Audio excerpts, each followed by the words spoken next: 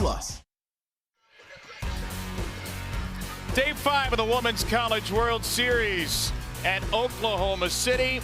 Good day to take off work early and catch a semifinal matchup. The Stanford Cardinal needing 2 wins to keep their season alive against the record-setting and very loose Oklahoma Sooners team, hoping to touch down in the Champ Series for the 4th straight year. The intensity of this truth is so sharp, you can feel it pressing against your heart like a blade. This is the biggest stage to play softball on. Each time it just gets better and better. Any role model you've ever followed has known the agony of get it done or get out. This is it. A 3-run shot. Summon all the fire and focus inside yourself as if there were never to be another game. Nobody happier than their pitcher, Nyjah Kennedy. The best teams don't get lost in the reverie of the final game. They stay focused on the business of this one. It's win or walk away.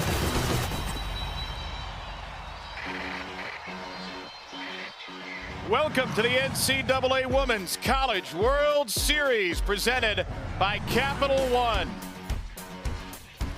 Jada Coleman and the Oklahoma Sooners looking to roll on into the championship series. The Stanford Cardinal out of the Pac-12 hoping to spoil the party as these teams meet for the 2nd time in 5 days. And on Thursday, Nyjah Kennedy at Stanford gave OU quite a challenge, but this hit by Jada Coleman, an RBI plus an error by Eliek brought in the only 2 runs of the game, and Jordy Ball would do the rest, striking out 11 in an Oklahoma 2-0 win, the first of 2 straight for the Sooners here at the World Series. That means OU needs just 1 win to advance to the Champ Series starting Wednesday. Stanford will need to win 2 today. Florida State needing 1 win. Tennessee needing 2 in our nightcap this evening. We're so thrilled to be with you once again for Day 5. Kevin Brown, 2-time All-American. Amanda Scarborough with you. Just 1 win more for Oklahoma. Doesn't seem that hard of a task on paper. They've won 50 straight. They are chasing not only a title, but even if they won't admit it, they are chasing history here in OKC. Yeah, they are. This Oklahoma program and their team is turning into a bit of a dynasty, seeking a 3-peat. 3 national championships in a row is what they're going for. It seemed like ever since we had that shortened season back in 2020, D1 softball has been all Oklahoma. 50 straight wins this season. They do it in comeback fashion. They do it in run roll fashion. This is an Oklahoma team this season that bends at time, but they never break.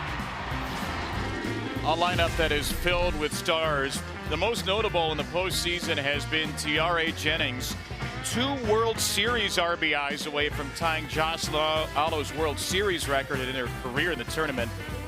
And out of control 45 RBIs, 15 homers in just 31 games. Ridiculous offensive numbers.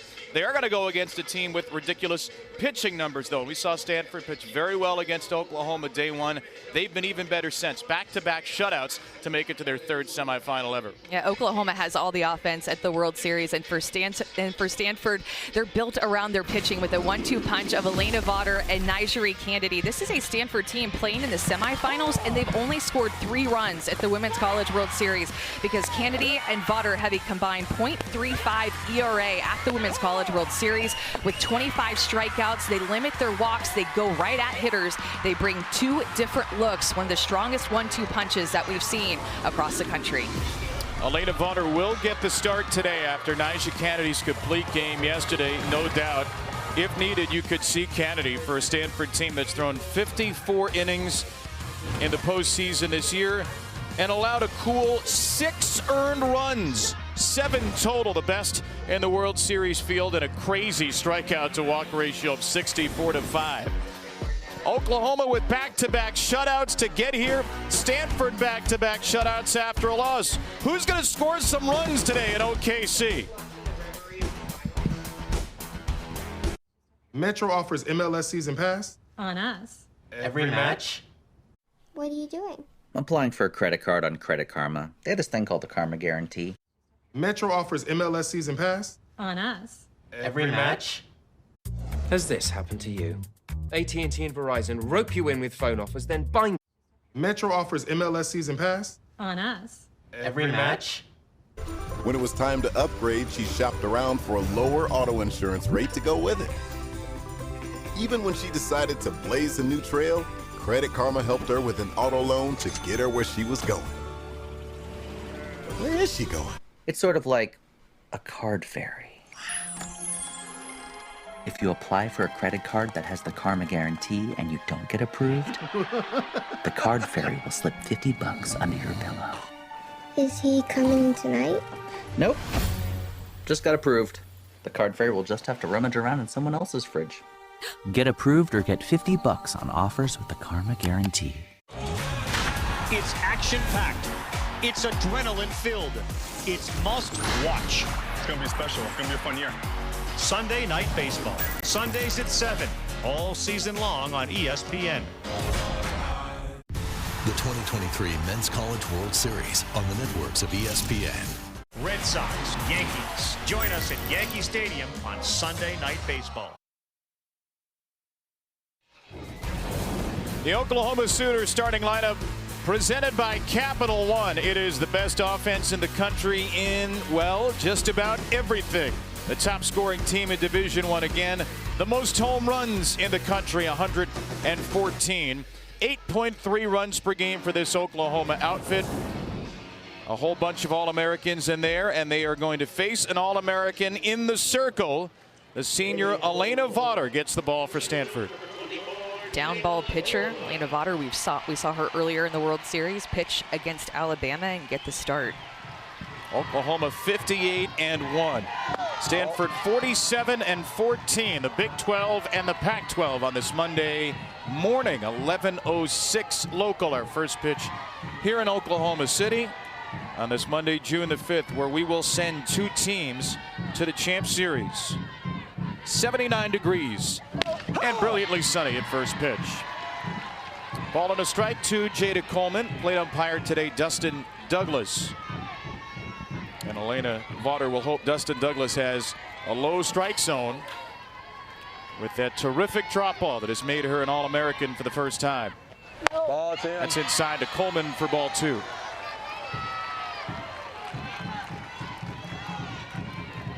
Nyjah Kennedy got the start against Oklahoma, went 5 innings, allowed 2 runs on Thursday, struck out 7. Vaughter pitched a scoreless 6th. 2-2. Yeah, finding that drop ball on both sides of the plate against Jada Coleman, who's showing patience. You just see her be aggressive. Even in her first AB, took a drop ball in the inside corner and then took a drop ball in the outside corner.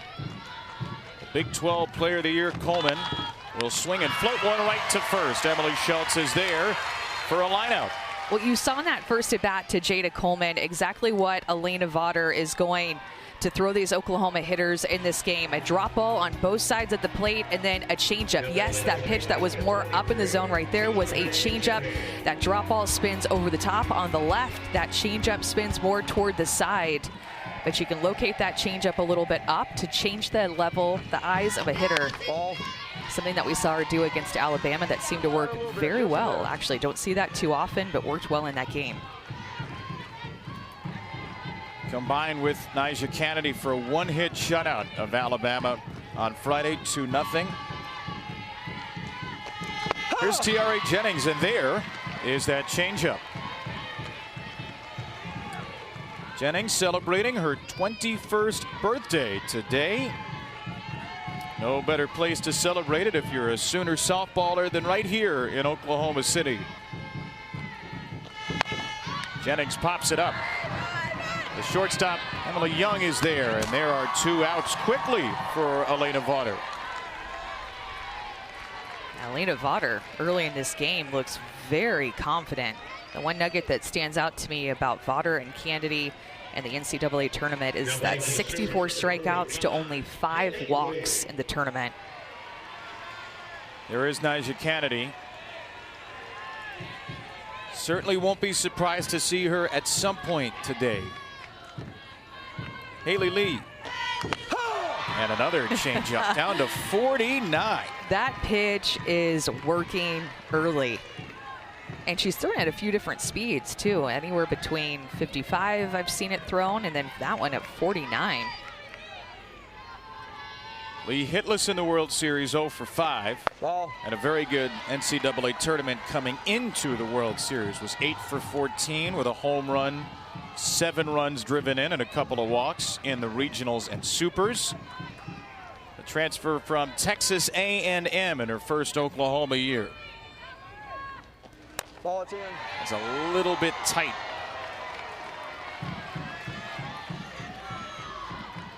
Sooners team that starts 7 right-handers, 2 through 8. Only Coleman and Boone at the top and bottom from the left side against the right-hander Vaughter. And Lee with a pop-up. This is Ali Kaneshiro, who snatches it at the last second. 3 outs in the air and a very sharp first for Elena Vaughter. Cardinal bats coming up. What are you doing? I'm applying for a credit card on Credit Karma. They have this thing called the Karma Guarantee. It's sort of like a card fairy. If you apply for a credit card that has the Karma Guarantee and you don't get approved, the card fairy will slip $50 under your pillow. Is he coming tonight? Nope.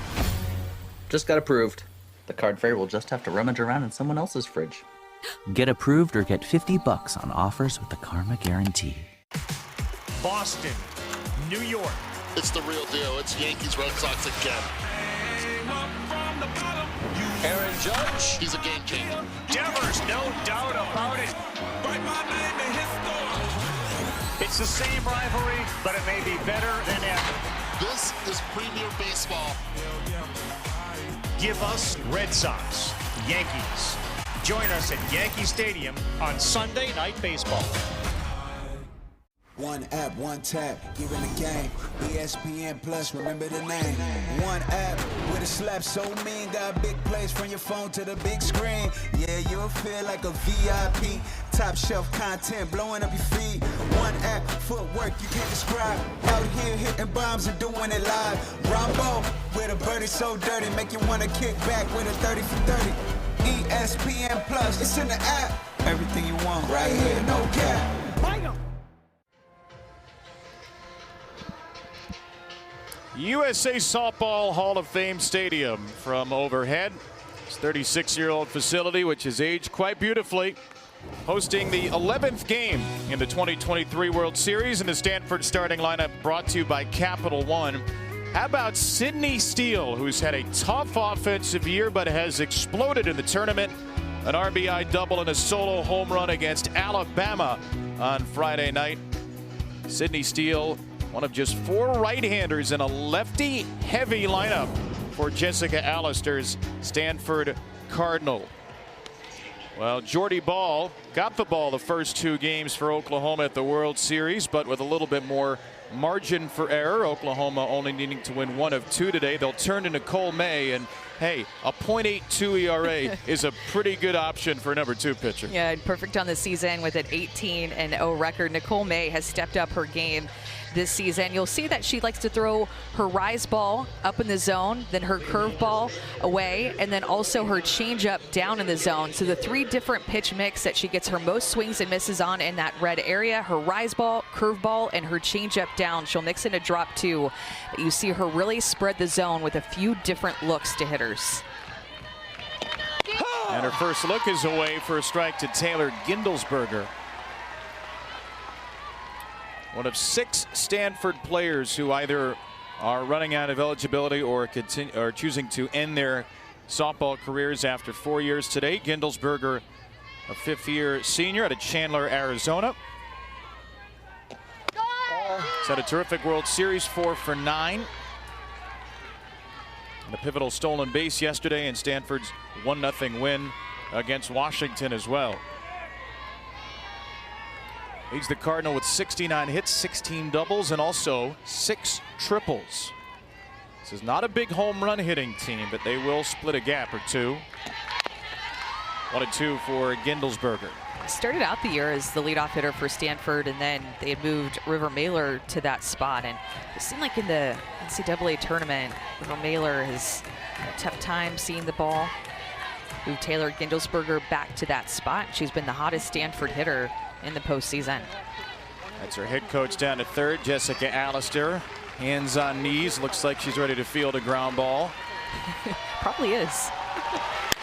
Gindelsberger wakes back and slashes one into right field. A leadoff base hit for Taylor Gindelsberger, making that leadoff spot very much her own.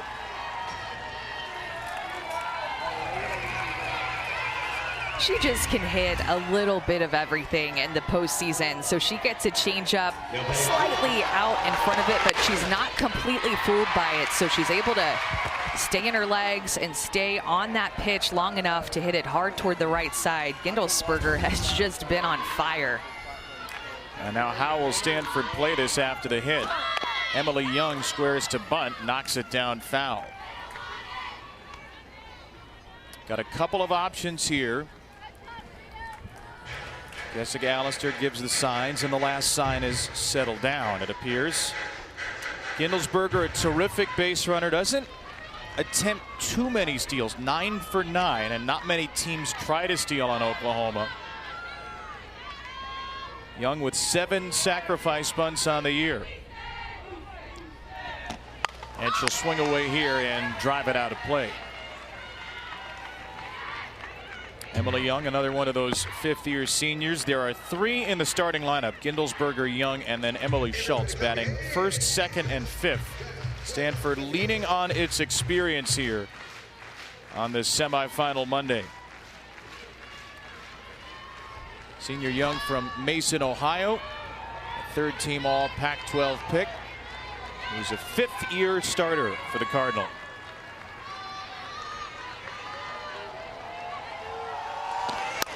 Young drives one in the air to left field. That will send Riley Boone back near the corner, and Boone makes the catch.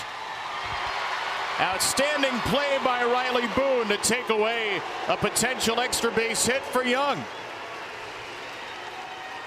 Can hear the fans saying her name, that Boone. Covered a lot of ground out in left field, as she always does. This was a well-hit ball by Emily Young. Very well hit, but Riley Boone, used to this field. Oklahoma has played a lot of games on this field this year and over the past several years.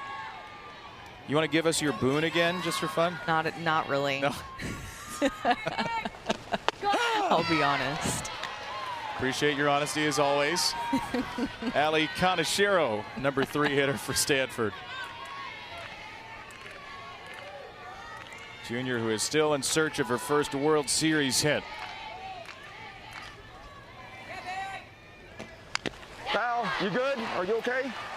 Got a piece of Kinsey Hansen. You heard Dustin Douglas asking Kinsey if she's okay. She says yes.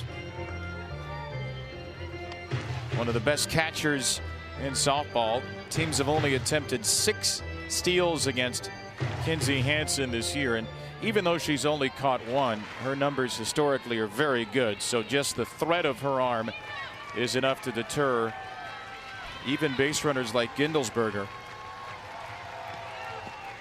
Kaneshiro started to swing. Hansen will throw behind at first. And it looked like Kaneshiro did hold up. So ball 1.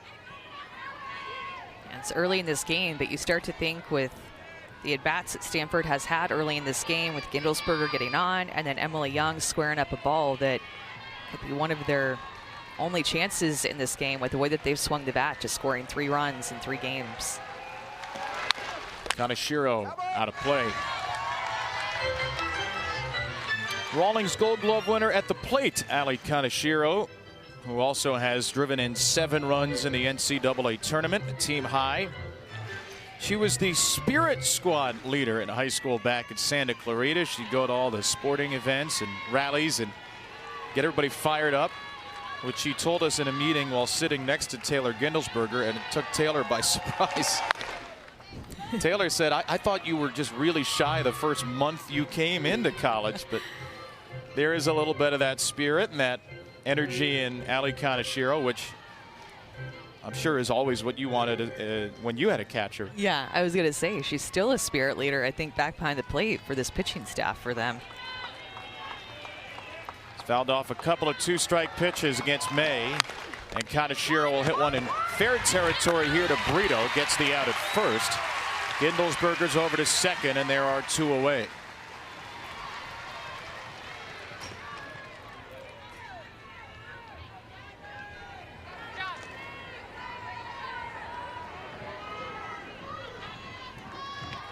So the only Stanford player to bring home a run yesterday will bat. That's Kylie Chung back in the designated player spot.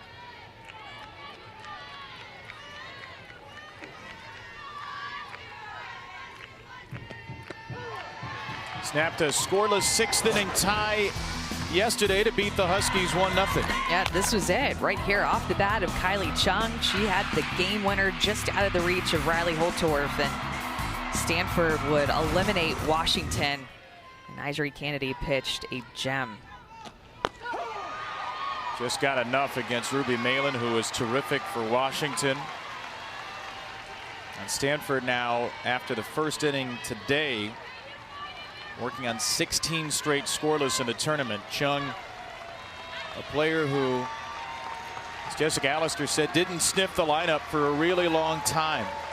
She's made her mark late in the year. On 0-2, Chung hits a long fly to left, sending Boone back, and this ball is long gone. Oh, what a start for Stanford!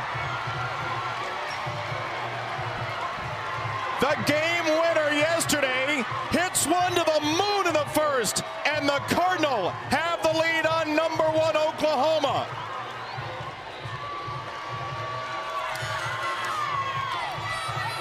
Stanford in this inning have had such good at bats with 2 strikes. Gindelsberger got it going on a 1-2 count, and now Chung hits a home run on an 0-2 count. They are seeing this rise ball well out of the hand of Nicole May. Built on Emily Young's fly out to left field. She barreled that pitch up, and then Chung sends it out of here. A hit that just was on time, hand stay above the ball to get to that rise ball with 2 strikes. Stanford is expecting it, and they score first. And teams at the Women's College World Series this year have had a lot of success with scoring first. And fear the tree is the chant from the fans clad in Cardinal behind the third base dugout. Some of them wearing trees on their heads. Kylie Chung silences the majority of this stadium and fires up the traveling party from Palo Alto. Emily Schultz with a pop-up out of play. There is just not much home run power on this Stanford team. They have now 26 home runs, which is only 1 more than Tennessee's Kiki Malloy. But you look at this number, their pitching is so good, they don't typically need to have more than a little power.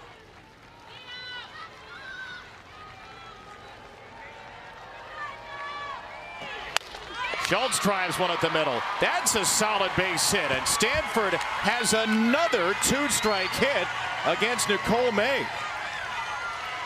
She's getting ahead of them, but she's not being able to put them away. Another 2-strike hit for Stanford. Nicole May has been 0-2 or 1-2 to every hitter that she has faced. Bit of an off-speed pitch there on the outside corner, and Emily Schultz stays on it and drives it to center field. Stanford looking so good with 2 strikes. Caitlin Lim tries to bunt her way on. You showed that Nicole May heat map at the start of the game. It had more red areas, more areas where she gets swings and misses than anybody we've seen in the tournament. She's such an unpredictable pitcher. Right now, Stanford, it almost seems like they know it's coming. It just doesn't seem like they're being fooled on really any of her looks right now. And coming into this game, too, Nicole May had the highest left on base percentage in Division I at 94%. Left on base percentage. I mean, that number is just staggering with the year that she's put together. People have gotten on, but had a hard time getting all the way across. She's gone to 2 strikes on all 6 hitters now. And Lim takes a rise ball out of the strike zone for ball 1.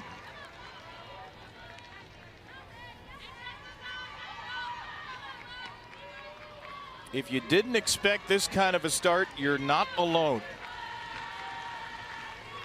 That is the beauty of this game and the beauty of this stage. Expect the unexpected in Oklahoma City. The Big Bad Sooners, winners of 50 straight, take a little dent in the first inning, courtesy of Kylie Chung. Kylie Chung just has put this offense on her shoulders the past couple of games. They might not score a lot, but they make those runs count with their pitching staff. Chung with the home run. Metro offers MLS season pass? On us. Every match? Yeah. Oh, yeah. Says it on the poster. Now at Metro, you can enjoy every soccer match with MLS Season Pass on us and unlimited 5G for $25. And deep breath in. Did you know that people everywhere are recommending GoodRx? My doctor told me about GoodRx to help us save money on our meds. And my daughter told me about it. I take a lot of prescriptions. GoodRx helps me keep up. My neighbor showed me the app. It helped me save on my kids' allergy pills. Americans everywhere are sharing the savings. Dropping off a prescription? Great. Another good reason to check GoodRx. This is Cassie. She never really paid attention to her credit scores until she got Credit Karma and used her scores to score more, like her first ride. When it was time to upgrade, she shopped around for a lower auto insurance rate to go with it. Even when she decided to blaze a new trail, Credit Karma helped her with an auto loan to get her where she was going. Where is she going? Credit Karma. Download the free money app where your hard work pays off. One app with a slap so mean, got big plays from your phone to the big screen. Yeah, you'll feel like a VIP. Top shelf content blowing up your feed. ESPN Plus, it's in the app. Everything you want right here, no cap. Welcome back to Oklahoma City. Big day here on this Monday and getting the start in the circle for Stanford, Elena Vaughter. And it's a memorable moment just to make it to the Women's College World Series, but an emotional moment earlier this week when she got some amazing news. Yeah, well, it means everything. But I mean, gosh. It's okay. Take your time. Take your time. It's a big deal. It's a really big deal. Yeah, it means everything. I mean, Coach Nyberg is one of my best friends on this planet, and I think, her and Coach Alistair just have absolutely believed in me from day one. Guys, I know all of us watching that, we all got emotional right there with Elena. She is the first All-American at Stanford since 2015, and she got the news in a press conference. What a great surprise. And talking to Jessica Alistair about what Elena Vaughter has meant to this program, it's been incredible. She's the leader of this bullpen. She's the biggest cheerleader for her fellow pitchers. And I was talking to her mom, Susie, who has the big tree on her head, leading all the chants right now, and she said, look, when I watch Elena pitch, when the pressure builds, she gets better, and I couldn't be more proud. Well, the pressure is on today, Courtney, and I think Susie's going to be pretty proud of that first inning. Elena looked terrific. She throws a strike to Alyssa Brito there. Out of Kansas City, Missouri, as a high school sophomore, was committed to Texas under Connie Clark. The Longhorns made a coaching change to Mike White, and she reopened her recruitment right around the time that Jessica Alistair went to Stanford, and what a perfect match it has been. It has been, and I think for Vaughter, it's just all about her consistency and just being able to put the ball exactly where she wants to. Of course, she has that exceptional changeup, but knows how to set hitters up with that drop ball and changeup mix. That changeup seems to be working for her today. She's throwing it early in these ABs, and she's throwing it often. All three outs in that first inning, a soft line out and two pop outs on the changeup. This is a player she's faced 10 times before, Alyssa Brito. They met in the Pac-12. There's another changeup. Missed it the pitch before. She goes right back to it on that 2-1 count to get the second strike to Brito. That pitch is working today. She's not taking long. She's ready to throw it. Brito back in the box. 3 for 8 with a walk, hit by a pitch career against Vaughter. Couple of strikeouts. And Brito works it full here. Alyssa Brito, a first-time first-team All-American. Amazingly, Oklahoma's only unanimous first-team All-American pick. On base all 9 postseason games, including the Big 12 tournament. And Brito takes a walk. A leadoff walk. Nobody more excited for a walk than Alyssa Brito, who tried to spike her bat into the core of the earth on a walk the other day. Tosses it aside here and gives the Sooners a leadoff base runner. It's one thing that Coach Gasso talks about this team, the way that they celebrate not only the big things with the home runs and the strikeouts and the wins, but all the little things, like a walk like that to Brito. Sydney Sanders now takes a sharp strike one. One of their most patient hitters, Sydney Sanders. Batting average of 296, but an on base of 447. 32 hits, 25 walks. Sanders trying to wait back on that changeup here.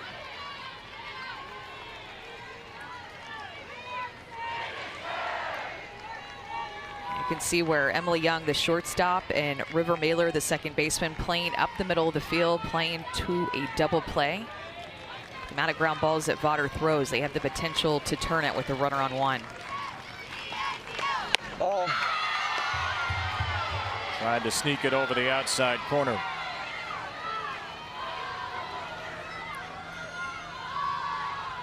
Sanders, a first-team All-American a year ago, 21 home runs at Arizona State. Not the same kind of power year, but still gets on base a ton. And she takes a called third strike. The first punch out for Elena Vaughter. Tell you what, Oklahoma has taken a lot of pitches early in this game, and you could tell that they're maybe a bit confused with this changeup that Vaughter is throwing to both sides of the plate. Sanders takes it there on the inside corner, and Mom loves it, of course. First strikeout that she's seen her daughter have in this game. How hot do you think that tree is right now? I would say really hot, and it's just going to get hotter by the minute here in Oklahoma. 79, and it's going up. 1 on, 1 out, Kinsey Hansen. And a first pitch strike taken by Hansen. I can tell you guys, Susie does get very nervous watching these games. Not sure if that is the top of a real Christmas tree on her head, but it looks like there's a furry hat underneath it. It feels very heavy, and it's pretty hot down here. I think it says "Fear the Tree" on top, too, yeah. If I'm reading that right. Oh, yeah. Courtney, is it hotter under that tree, do you think, or under the umbrella that you currently have over your head right now? And that thing acts as an umbrella right there. Christmas parasol. The All-American Hansen to the right side for a base hit. A walk and a hit in this inning for the All-Americans Brito and Hansen, trying to get the Sooners right back into it. Just firing up this crowd. When their offense starts to get runners on base, this crowd gets even louder. Now 2 on for Oklahoma after this Kinsey Hansen hit toward the right side, stays on this drop ball. Line drive hit, gets her barrel down to that pitch. Kinsey Hansen has been so good in the NCAA tournament for Oklahoma, actually leads their team in RBI in the tournament. Grace Lyons. Good pick by Kaneshiro to hold the runners in place.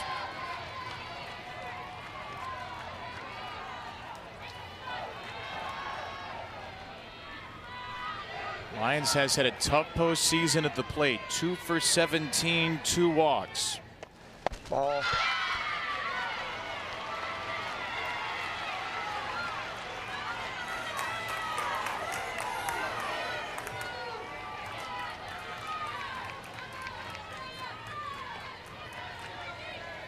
Senior captain who has been a mainstay at shortstop. 5th year at Oklahoma. Vaughter is just missing that bottom of the strike zone.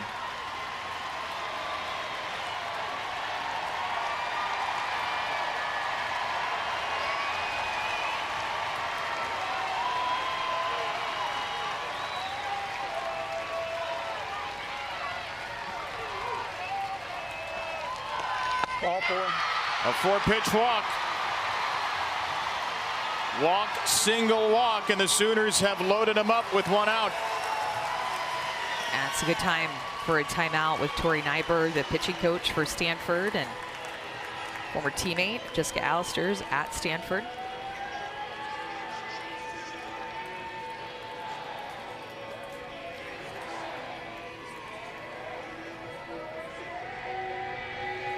Patty Gasso will use the opportunity to bring her team over as well. Early in this game, Oklahoma has been taking a lot of pitches. I just don't feel like they're swinging as much as what we saw whenever they faced Kennedy the first time for Stanford, whenever these two teams faced each other. And took quite a few pitches, quite a few strikes actually in the first inning, and then Brito being able to draw that walk, took some close pitches, and then a 4-pitch walk to Grace Lyons.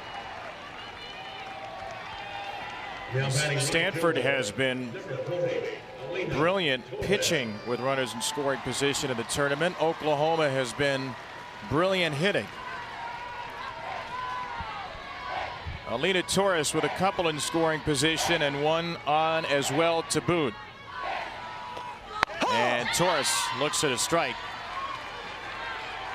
In the NCAA tournament, Oklahoma as a team is hitting .471 with runners in scoring position, with an OPS, on base plus slugging, of around 1,500. Hitters against Stanford, 6 for 42, 146 with runners in scoring position in the tournament. Important for Stanford defense not to panic here. Still have a couple of ways to turn a double play in this situation. Would be best case scenario for Vaughter and the Stanford defense. Middle infield is back, hoping to turn 2. And Torres hits the ball in the air to right field. Lim is underneath it. Brito will tag from third. Lim's throw is to the plate, and Brito is safe. Hansen goes second to third behind the play. Oklahoma gets a run back on a sacrifice fly from Alina Torres, and it's 2-1. It's good situational hitting there by Torres. Runner at third base, less than 2 outs. All you need to do is put the ball in the air to the outfield, which can be so tough against a pitcher like Elena Vaughter, who against her with the batted ball profile, about 70% of the balls off the bat go on the ground. So easier said than done to put a ball in the air to the outfield against her, but Torres, the RBI. Did you think Lim had a shot there, or was the play to the middle infield on that throw? Yeah, I think the play would have been to the middle infield to keep Hansen at second base instead of at third. So now the 9-hitter Riley Boone. Great producer of energy in the 9 spot. Great producer of runs as well. .493 on base percentage. Had a triple against Tennessee. Drove in a couple of runs. Strike 2.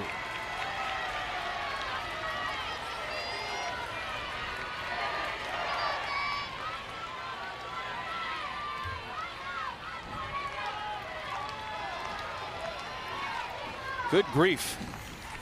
8% of plays Oklahoma has trailed this season. A ball to Boone. Lyons is going to take second, and Kadashiro will not throw through with a runner at third.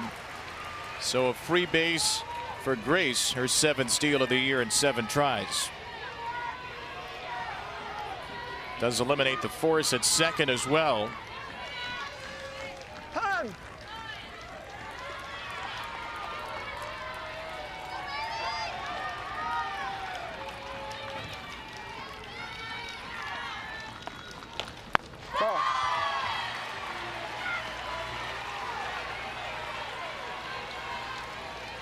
Thursday afternoon, it was Riley Boone with 2 out and 1 on. He singled on a 2-2 pitch against Nyjah Kennedy. That set up the game-winning hit from Jada Coleman.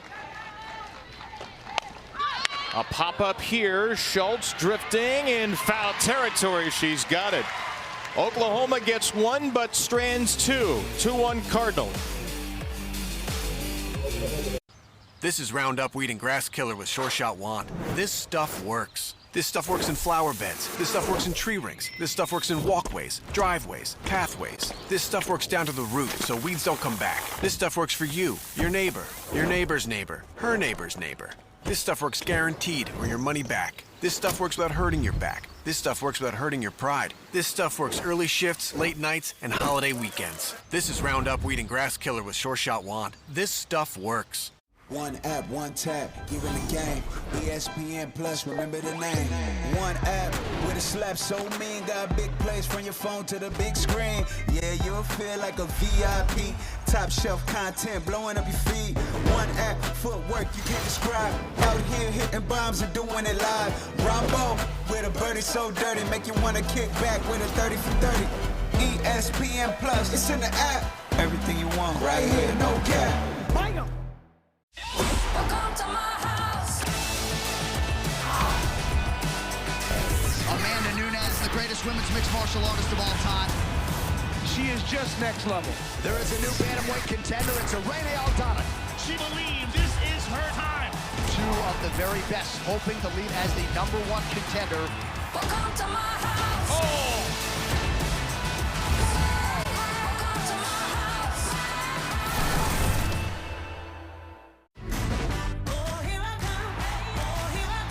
We're all about super team vibes in Brooklyn and a record-setting start. Welcome to New York. Dallas at New York, Sunday at 1 p.m. on ABC.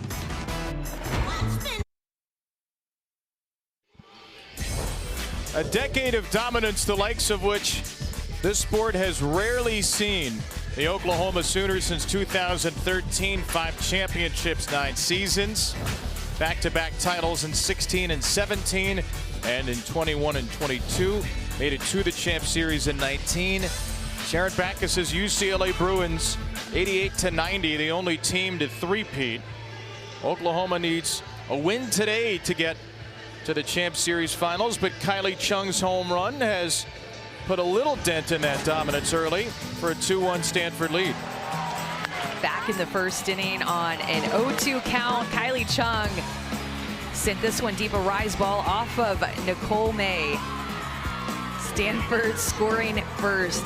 Taylor Gindelsberger got on, their leadoff hitter, and started that little rally.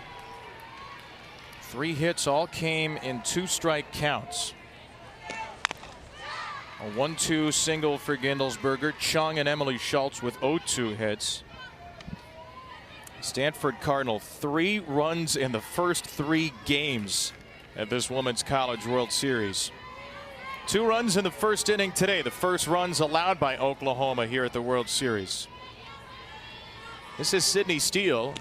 It's been their hottest hitter. Drags one to Brito in front of the third base bat. What did you see in Stanford's at-bats in the first inning that you hadn't been seeing the first 3 games? Looked to me like what I saw in supers and regionals. They went up with a plan and were able to execute that plan. I saw them put up 20 runs in the regional, and then of course they put up 10 runs in the super, but they had a plan, able to execute it even with 2 strikes, knew what they were looking for. A lot of confidence in the box. Oh, it's out. 0-1 for Ellie Eck. Because we haven't seen their offense turn on here at the World Series, and of course they face just top-notch pitching every game that they've played, but it scored 30 runs in regionals and super regionals coming in here. Hit well against Florida and Duke. Stanford coming into the postseason was 114th in the nation in scoring. They jumped 15 spots heading into the World Series, and they've since plummeted another 20 spots at the World Series. Fewest home runs in the Pac-12, but Kylie Chung with a big one early. A pop-up bunt right back to May for an easy second out.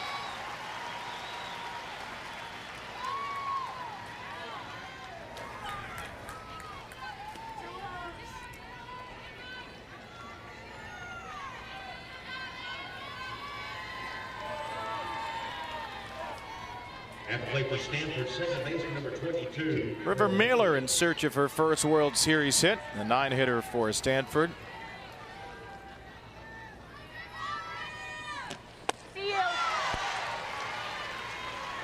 That first inning for Stanford, scoring 2. For Oklahoma, only the 3rd time in 60 games this season they've given up multiple runs in the first inning. First time in exactly a month they'd given up any runs in the first innings. It's May 5th versus Oklahoma State.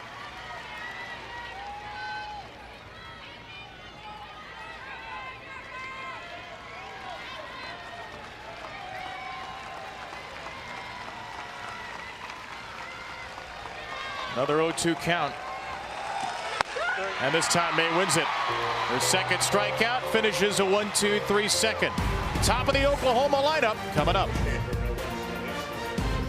The NCAA Women's College World Series is presented by Capital One.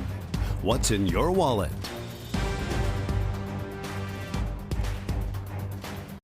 Metro offers MLS season pass. On us. Every match? Yeah. Oh, yeah. Says it on the poster. Now at Metro, you can enjoy every soccer match with MLS Season Pass on us and unlimited 5G for $25.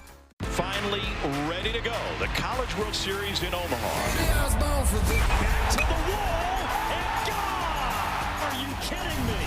The 2023 Men's College World Series on the networks of ESPN.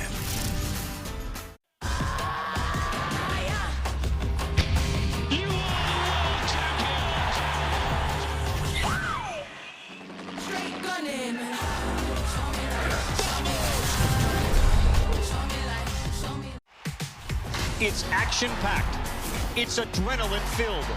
It's must-watch.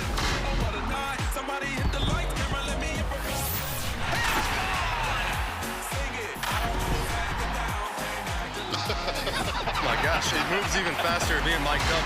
Oh no. It's gonna be special. It's gonna be a fun year. Give us baseball at its best. Sunday Night Baseball. Sundays at 7, all season long on ESPN. It's an amazing thing when you show generosity of spirit to someone and you want people to be saved and to have a better life, then you don't stop. We have been able to reach over 100 million people impacted and affected and at risk of HIV. The Rocket Fund takes all of the work that we're doing all over the world and looks at the most effective ways to get resources to them, to get services to them. The idea that we have saved 5 million people's lives, it's overwhelming. It's everything. It's that New York City buzz. It's fire on the court and off. It's edge of your seat and up on your feet. It's US Open energy.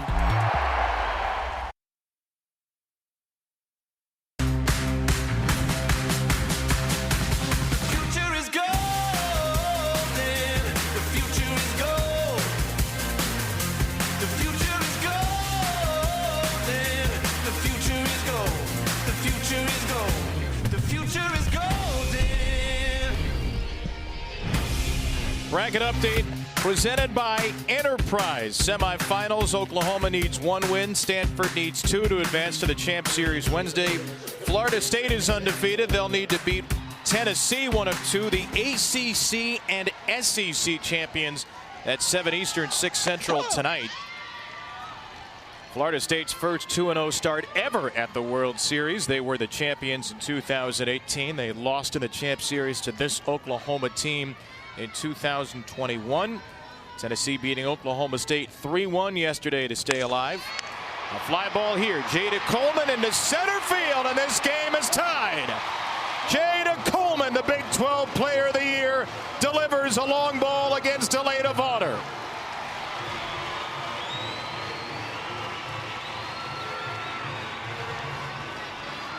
And 2 is not going to win it today.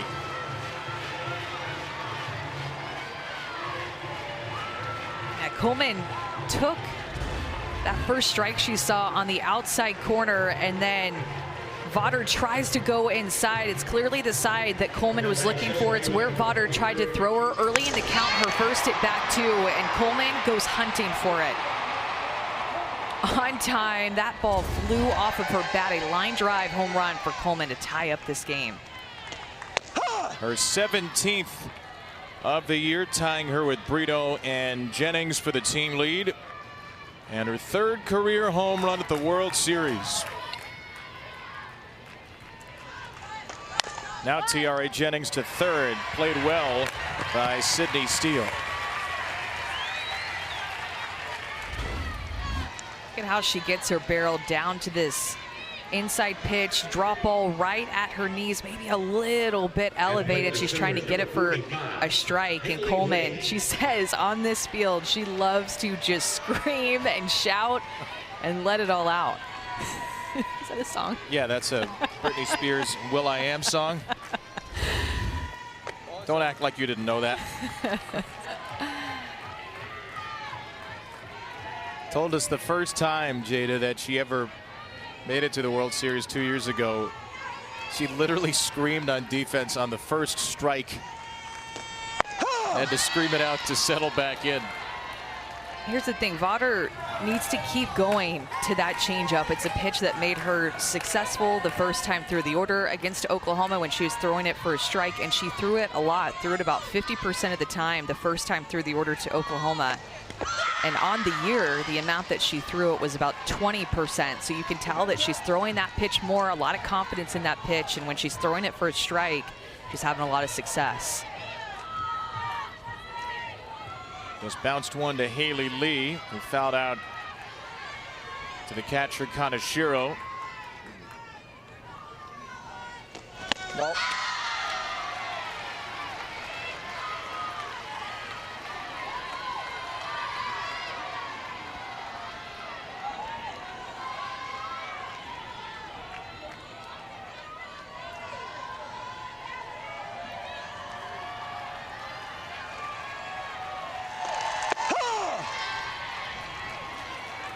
It's so interesting to see the different personalities right here in the lineup. You know Jada Coleman's energy and how it fuels Oklahoma. And then you come to Haley Lee, who Patty Castle wasn't sure about her, but she let Haley Lee introduce herself to her. She's been a great addition. We were told, though, she makes some crazy noises in the dugout, guys, so she has to stand away from Patty. Cartoon voices, what we're told.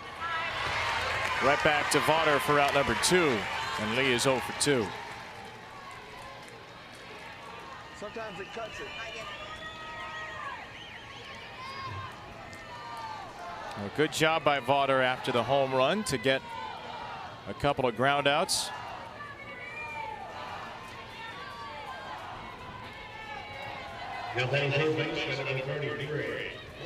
Four-year player for Stanford, does have another year of eligibility left. Does plan to use it. Another changeup. This needs to keep throwing it until Oklahoma proves that that's a pitch that they can get on time with, and that's a pitch that they're looking for. I would keep throwing that pitch. Alyssa Brito walked and scored in the second.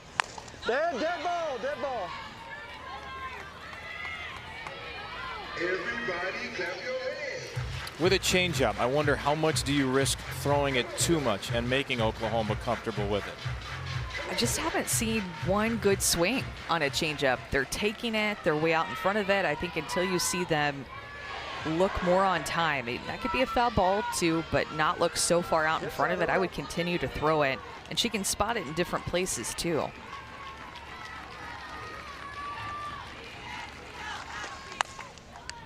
That was a better swing on a changeup right there. Like the way, though, that she's worked this at bat. Started her with the changeup, then went hard and in with her drop ball, low and in. And another changeup, so it's gone change, drop, change. She has a rise ball that she's thrown more this year, but just doesn't throw it a ton. Now would be a good time to throw it, though, and I'd throw it up and well out of the zone. One drop instead, and she strikes out Brito. 3 in a row retired to end the inning, but Jada Coleman starts the inning with a bang.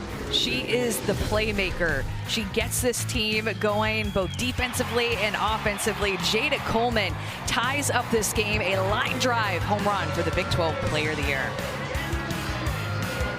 Quickness, coordination, all these great assets, and he has your grandmother's feet. He uses those really tough times to become a stronger person. 30 for 30 presents The Luckiest Guy in the World, June 13th at 8 Eastern on ESPN. greatest women's mixed martial artist of all time, the Lady Aldana. She believes this is her time.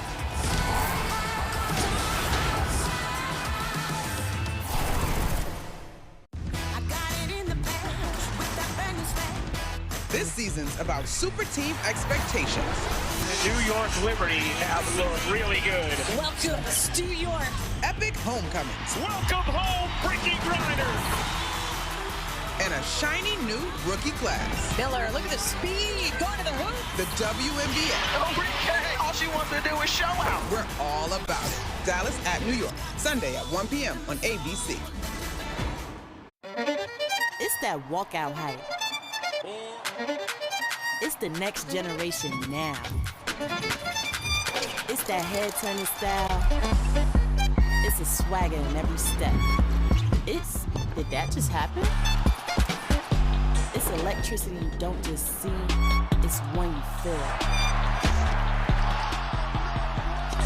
And it only happens here. Have you ever seen anything like it? Tie ball game here at the Women's College World Series. The pressure can build up so much for these teams. So a really unique opportunity has happened the last two Women's College World Series. A program called A New Leash on Life has partnered up and come and visited these teams with therapy dogs.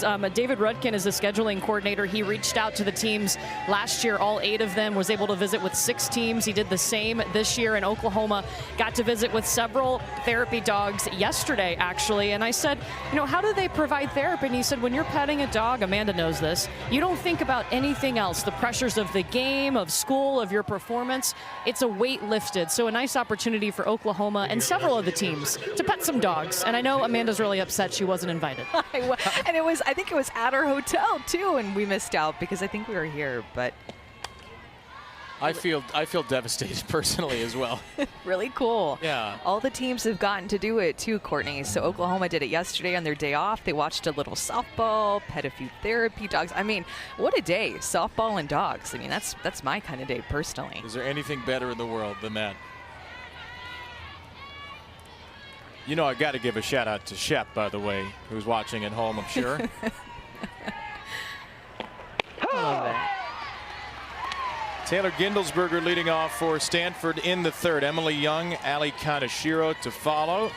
So the second time through against a Cole May, who's retired 4 in a row after some early trouble. A 2-run homer for Kylie Chung in the first.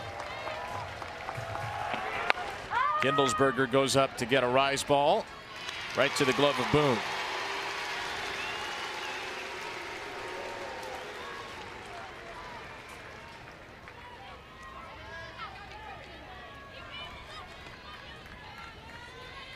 Now batting shortstop number 2, Emily Young.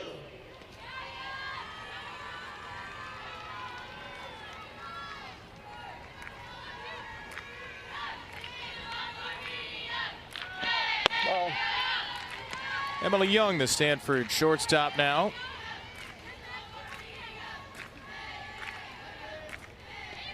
Hard line drive out to left field her first time.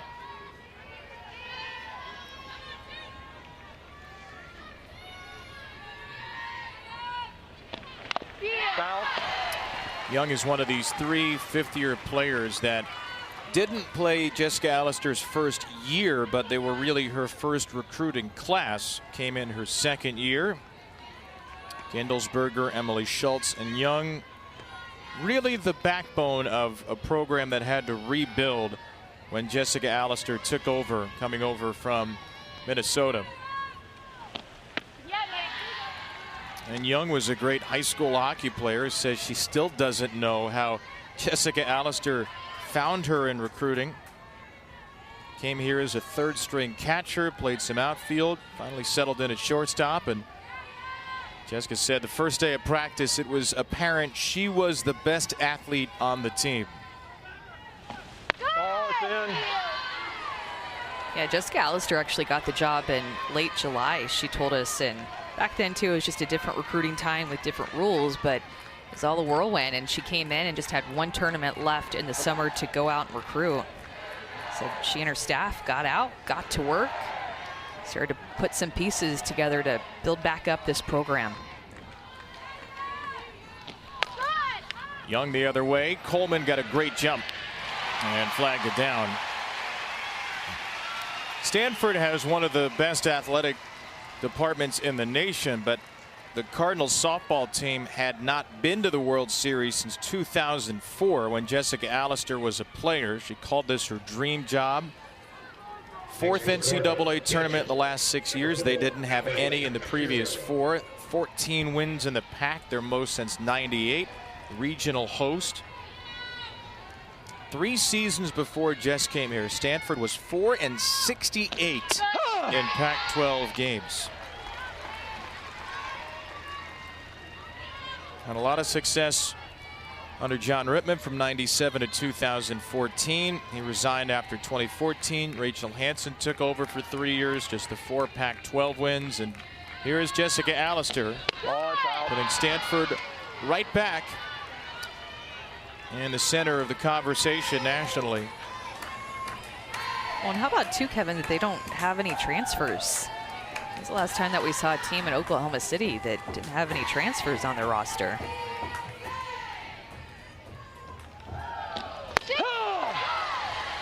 An Oklahoma team that is bolstered by transfers.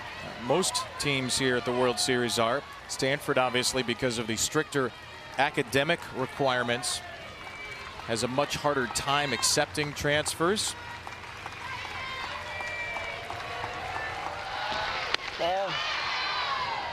May wanted it.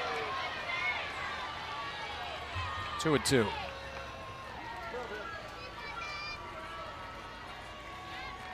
Not many players transfer out either of Stanford.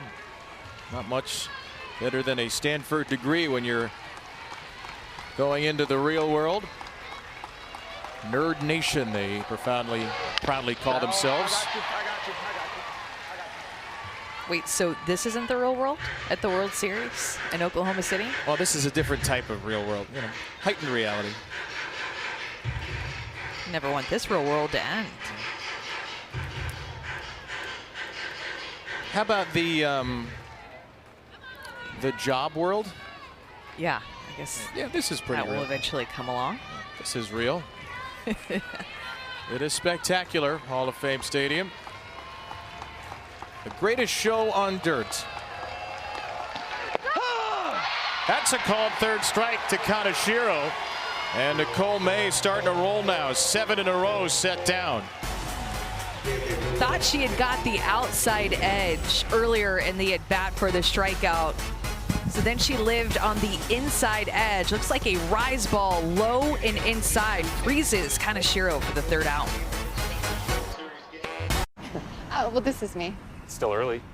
You want to maybe grab a coffee? With the Wells Fargo Active Cash Card, you earn 2% cash back on what you want, like coffee, ping pong, a movie, karaoke, and 2% cash back on what you need. No. Just my shoe. Like maybe shoes without laces. Just my shoe, folks. The Wells Fargo Active Cash Card. That's real life ready.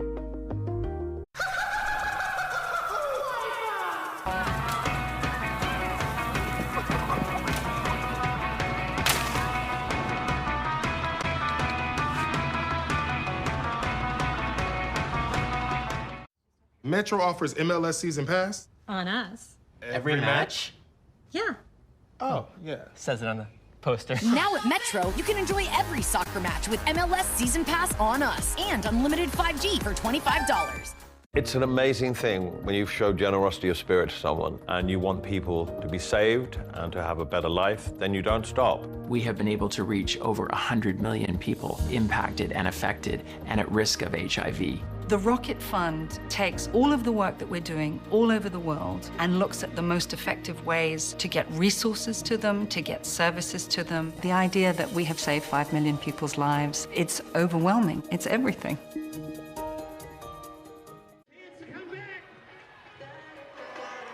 Welcome back to the NCAA Women's College World Series presented by Capital One. We've got a tie ball game here, Stanford and Oklahoma, and we're talking now with Stanford head coach Jessica Allister. And Coach, we saw Kylie Chung with the 2-run home run. What's been so great about her at bats recently? She's had a lot of success. She's taken aggressive swings. You know, I thought she probably took a pitch, that first pitch that she wanted, and then it did a good job not chasing the changeup, and then was ready on the next pitch. So. You know, hitting it, I keep saying it, but it really is simple. Just put a good swing on a good pitch, and she's working hard to do that. Elena Vaughter in the circle for you. I mean, she handles the pressure so well. How have you seen her grow in that area? Well, I think she enjoys it, you know, and there's no reason for her not to feel anything but confident on any stage against any team that we're playing. She's had a ton of success, and I think she's embracing the moment and, you know, pitching aggressively and competitively. Thanks, Coach. Awesome. Thank you. Through 3 innings, Elena Vaughter's changeup has by far been her out pitch and her get-ahead pitch to get Oklahoma out in front of that pitch. She's throwing it for a strike. She's getting them to swing at it, and she's also getting them to take this pitch a lot. They have not figured out this pitch through 3 innings. She's thrown it about 50% of the time, getting them out in front of it, hitting it off the end of their bat. A lot of soft contact with that changeup. 6 of her 9 outs have been off of the changeup. Facing 5, 6, 7 here in the 4th in this 2-2 game, and right on cue, another changeup taken for a strike. What is it about that pitch that has Oklahoma so off balance? I think it's just the way that she keeps her arm speed up on it, and also just does not slow down whenever she gets to her release, pops it out of her hand. They're clearly looking for her drop ball, and she's giving them a heavy dose of changeups. I like, though, that pitch right there, the way that she went more up. Don't know if that was on purpose, but that can be a helpful pitch to change their eye level, to set her changeup up better, and also her drop.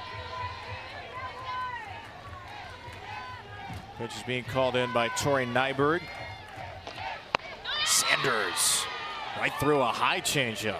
I actually like it when she throws it high, and we saw her do that against Alabama, get some swings and misses, but even that changeup was changing their eye level. You see something that's more up in the zone, you think it's going to be more firm than what she throws her changeup.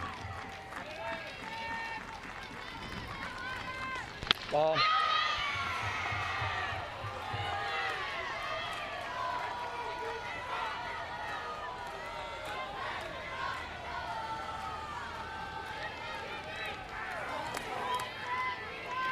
Sid Sanders struck out looking on a changeup her first at bat. And she knocks a changeup out of play here. Just so many, one right after another, and it's what complements Elena Vaughter, you know, with her own pitch repertoire, but also with Nyjari Kennedy and what she throws. Kennedy being more up in the zone at 70+ miles an hour with her rise ball, and Vaughter pitching more down with her drop ball and changeup.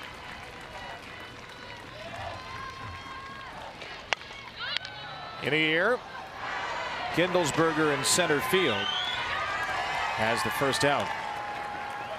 The NCAA Women's College World Series Championship Final begins Wednesday night, 8 Eastern, 7 Central on ESPN. For more information and game times, go to ncaa.com, your home for all 90 NCAA championships. Smoking some balls over the mini field out there. Wiffle ball is always fun. You always like to see yourself hit it over the fence, you know? Wiffle ball, doesn't matter. I like the idea of me having ever hit it over the fence. Hansen hits it over the foul fence. Yeah, now we'll start to look for better swings like that. We saw Brito have a better swing on her changeup, and then Kenzie Hansen still out in front of that pitch, but a better swing than what we've seen early in the game. Remember, Hansen also took that drop ball to right field.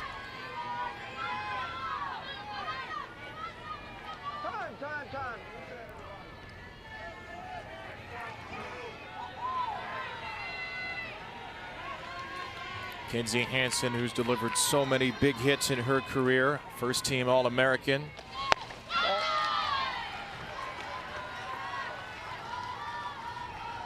And a high school Miss Softball in the state of California in 2019. One of the many players from the OC Batbusters program, Orange County, come to Oklahoma.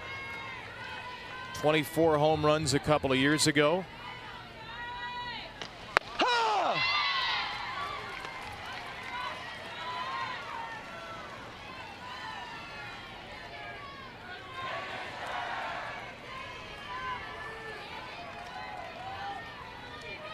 You can tell Oklahoma hitters trying to slow Vaughter down. She works pretty quickly in between pitches.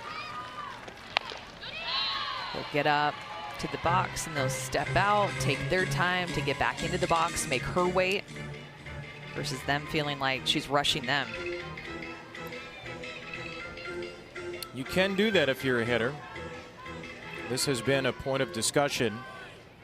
There's been a lot of talk the last few years about improving pace of play, particularly after changes made in baseball. Could some of that come to softball soon? Hansen, right field, another opposite field hit. Off the glove of Lim, but she'll hold at first, and Kinsey Hansen has 2 singles. Kinsey Hansen is just seeing the balls so well in the NCAA tournament, and then also off of Vaughter. Her first hit was on a drop ball on the outside corner. This was on a changeup. It's left more up in the zone, and it gives her a chance to sit back on it and drive it the other way. Good piece of hitting there by Kinsey Hansen.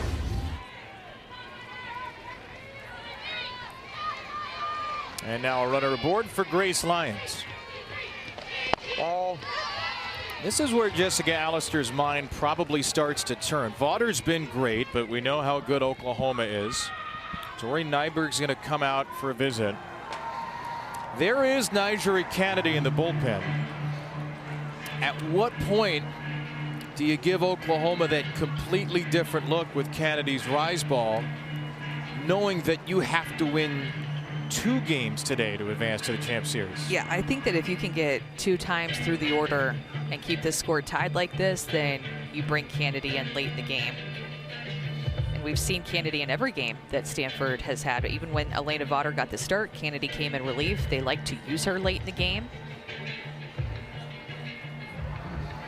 Here's what she did on Thursday against Oklahoma. It was one of the better pitching performances the Sooners have seen all year. Haven't heard Patty Gasso praise too many opposing players the way she praised Nigeri Kennedy after that game. A lot of uncomfortable swings for Oklahoma hitters, and for Alabama hitters, and for Washington hitters in the game since. Lyons is drilled. Lyons a walk and a hit by pitch, and now the Sooners have 2 on with only 1 out.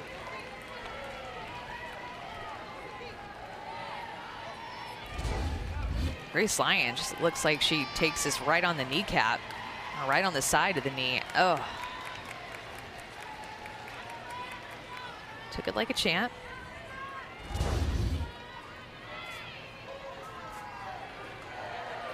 It's not that soft a ball. No. No. So Oklahoma with the go-ahead run at second here in the 4th. And Alina Torres, who's got a sacrifice fly at the plate. Ball 1 from Vaughter.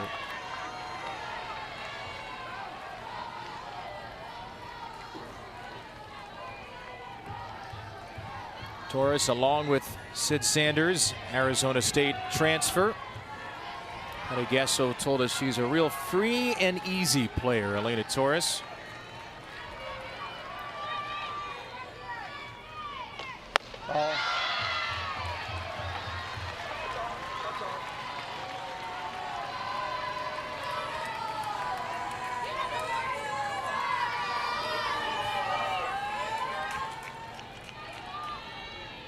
Freshman of the year waiting behind the gate. Yeah, this could be Vaughters' last batter with the way that she's falling behind and just losing her command all of a sudden. And here comes Nyjah in from the bullpen. Can't mess around too much and give up too many runs against Oklahoma because Stanford's offense is such an issue scoring runs. Just don't score a lot here in Oklahoma City. 3-0 changeup for a strike. I feel like she could throw that pitch pretty much with her eyes closed today. Torres a hitter, though, this year that has seen changeups well. 9 for 18 on changeups. Will Vaughter double up here on 3-1? She'll go a little bit harder. From 3-0 to full. Just amazing how one pitch can make a count in an inning feel so different. Changeup got her back in it. Drop ball inside, got her 2 strikes. Now has an opportunity. Get an out. Hansen and Lyons the runners on a 3-2 for Torres. And a ground ball to third. Steele gets 1. Steele gets 2. 5-3 double play, corner to corner, and Vaughter escapes. It's the beauty of having a drop ball pitcher, a down ball pitcher in the circle like Elena Vaughter. Runners at first and second, creates that force out at third. Steele touches third and then throws it across the diamond. That was a changeup and a full count. That pitch has been working all day long.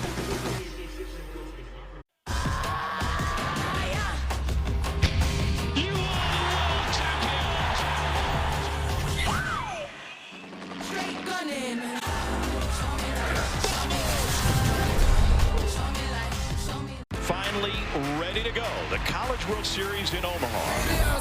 Back to the wall and gone! Are you kidding me? The 2023 Men's College World Series on the networks of ESPN. It's that walkout hype. It's the next generation now. It's electricity you don't just see, it's one you feel. And it only happens here. It's action-packed. It's adrenaline-filled. It's must-watch.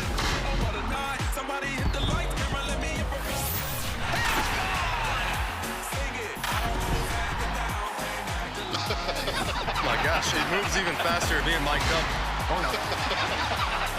It's gonna be special. It's gonna be a fun year. Give us baseball at its best. Sunday Night Baseball. Sundays at 7, all season long on ESPN.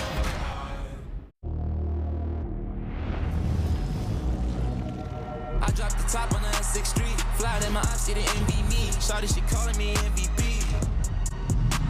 The NBA Finals on ABC.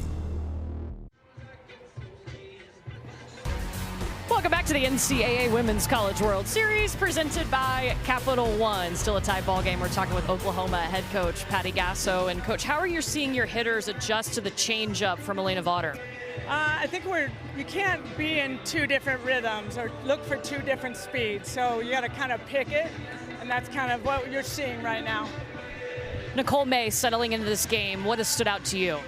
Composure. I mean, she gave up the 2-run home run and came back and has been stellar. So the team showed we've got her back. We come back, score 2. So she's settling in really nicely. Thank you. Thank you.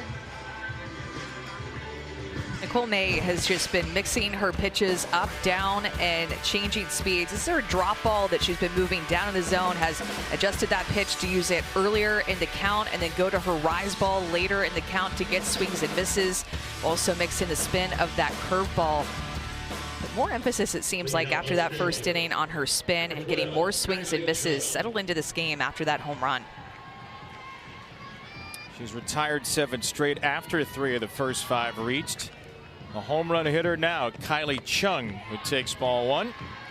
Middle of the Stanford order, Chung, Emily Schultz, Caitlin Lim, a sophomore, and 2 seniors. Nigeri Kennedy on the bench for Stanford, talking with Tori Nyberg, her pitching coach.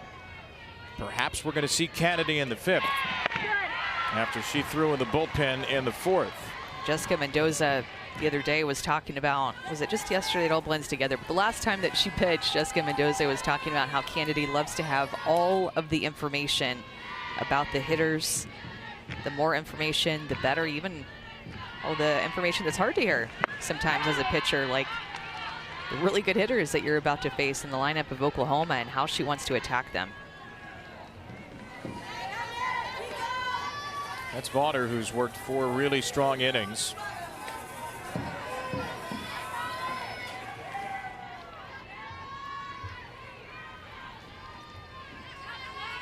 Two and 1 for Chung. Looking to reach base for the 2nd time after this swing in the 1st inning. It was on a rise ball. Look at the pitch location. It's up in the zone, but it's out over the plate, and Chung sends it out over the left field wall. 5 home runs out of her 19 hits on the year, Kylie Chung. And Chung hits one to the left side here. Good pick by Brito.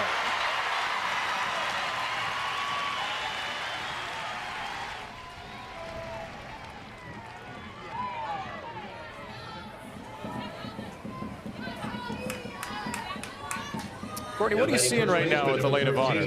Yeah, guys, so you see that thing on her left hand. Amanda, we noticed this yesterday with Nyjah Kennedy, and so I went and talked to the Stanford training staff. It's a cooling mechanism. Your body cools the fastest through your hands and your feet, so it doesn't matter which hand you put in there. It's going to cool your whole body down. Of course, as a pitcher, you want your left hand in there because you want your right hand as a right-handed pitcher just perfect. You don't want to mess with it at all, so you do it on your left hand, your glove hand. I was wondering, though, thanks, Court, for getting the scoop on that. My mom even texted me about it, and I hate not being able to give my mom an answer on things. Emily Schultz to short. Looked like Elena was wearing an oven mitt at first. Yeah. Look, when Sally Scarborough wants to know something, we deliver, guys. Yes, it's a must-deliver situation. We're on it. Never seen something like that, though. Definitely stood out when we were watching together yesterday, Court. I'm like, what is that? We need to get to the bottom of it. There's a pop-up from Lim, and Nicole May still on cruise control. Her third straight 1-2-3 inning. A 2-2 game with 3 innings to go. And the home run hitter from earlier, Jada Coleman, will take her swings in the 5th. Against which pitcher?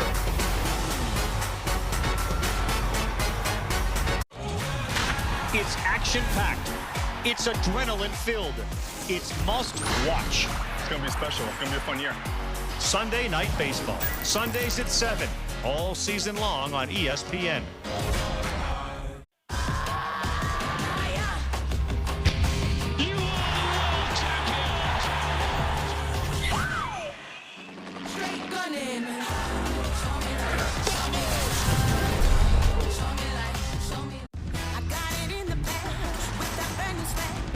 This season's about super team expectations. New York Liberty have looked really good. Welcome to Stu York. Epic homecomings. Welcome home, Bricky Grinders. And a shiny new rookie class. Miller, look at the speed. Going to the hoop. The WNBA. Oh, all she wants to do is show out. We're all about it. Dallas at New York. Sunday at 1 p.m. on ABC. Welcome to my house. Amanda Nunes, the greatest women's mixed martial artist of all time. She is just next level. There is a new bantamweight contender. It's Irene Aldana. She believes this is her time. 2 of the very best, hoping to lead as the #1 contender. Welcome to my house. Oh!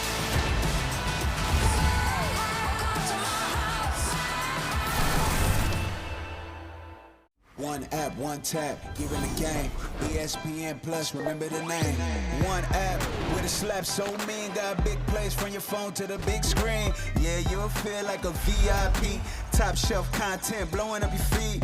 One app, footwork you can't describe. Out here hitting bombs and doing it live. Rambo with a birdie so dirty, make you want to kick back with a 30 for 30. ESPN Plus, it's in the app.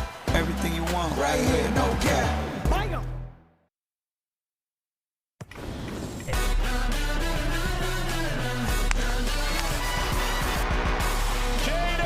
The Big 12 Player of the Year delivers a long ball against a Lane of Honor.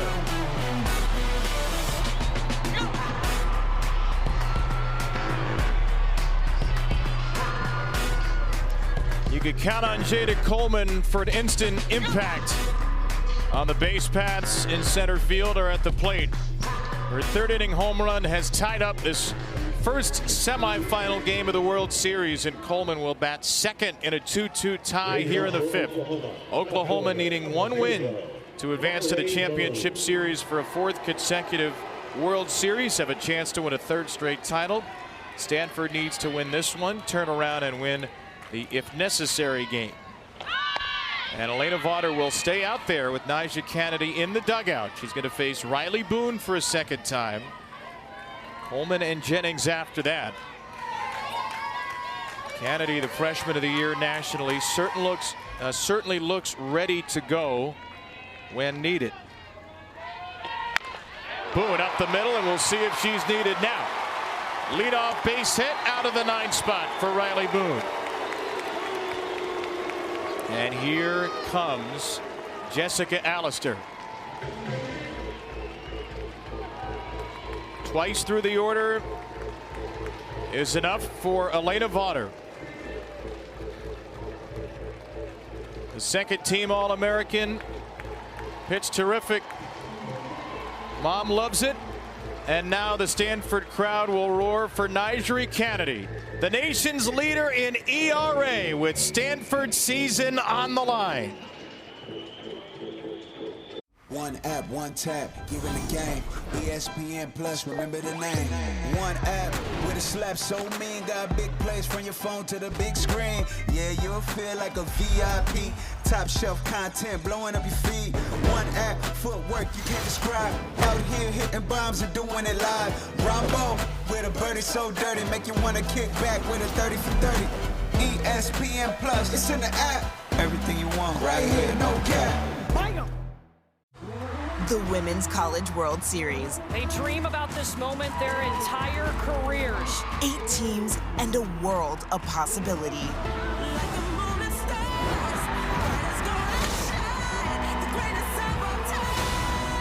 The world is mine. A championship is contested on the grandest stage in softball. The Women's College World Series, presented by Capital One, continues Wednesday on ESPN and ESPN Plus. If it wasn't interesting enough already, the plot has thickened in Oklahoma City. No qualified pitcher in college softball has a better earned run average than 0.48. It doesn't seem real, but it is. Nyjeri Kennedy, the freshman out of Topeka, Kansas, gets her second crack at the Oklahoma Sooners in this World Series. And Nyjeri Kennedy is all about her rise ball, which will give a completely different look than what they just saw to Vaughter with her drop ball. It's why they complement each other so well. That rise ball leads more with the pinky. It's what she'll throw. And then Vaughter leads more with the palm of her hand to get that over-the-top rotation. Just completely different look out of the hand of Kennedy. It's what has led to her success in the Women's College World Series. That rise ball has led to 19 strikeouts in OKC. One of those strikeouts against Jada Coleman, who did drive in the game-winning run against Kennedy on Thursday. I did talk to Patty Gasso before this game. If they were to see Nyjah again, what have they been working on? And she said, look, we just got in the box and worked on speeding everything up. When are you going to load? The timing piece of it. They cranked up the pitching machine so they weren't surprised by the heat that she throws in the circle. That's what they worked on yesterday, guys. Said she was one of the hardest throwing ball moving freshmen she's ever seen. Coleman gets underneath one here at 71 miles per hour, and Coleman flies out for the first out in the 5th.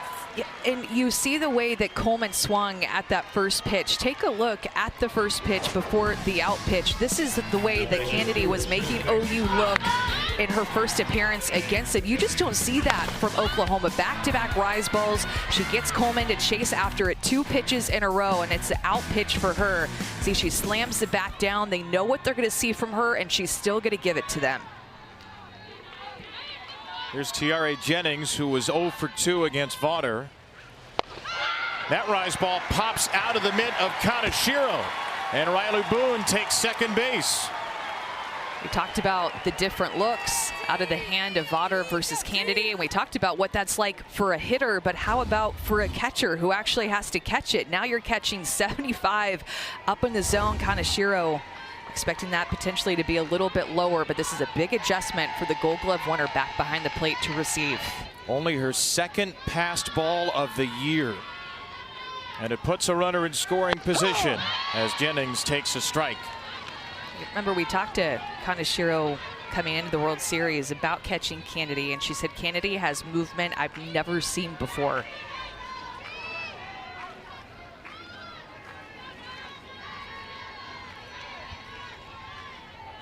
One and one for Jennings. Good rip by TRA, who struck out swinging and flied out in 3 at-bats against Kennedy on Thursday.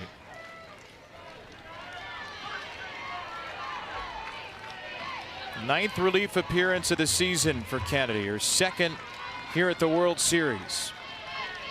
And she strikes out Jennings on a pitch that we didn't see a whole lot of on Thursday against these Sooners. A Vaughner-esque changeup. Did we forget to mention the changeup? Oops. 75 at your hands, and then she drops it down to 50. I mean, that pitch is just not even fair.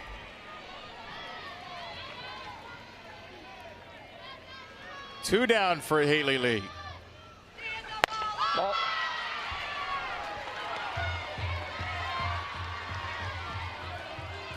You're looking at a 20 to 25 mile per hour difference if she can spot that pitch and throw her rise ball as hard as she can throw it. And about 71 to start this.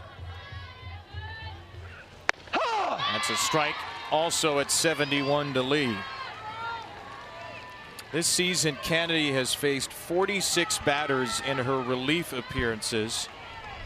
She has struck out 27.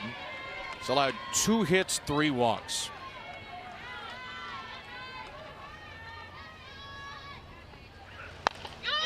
One and two. And it's her command, Kevin, to not only get the swings and misses, but to locate her curveball whenever she needs it. She'll also mix that pitch in with her rise ball.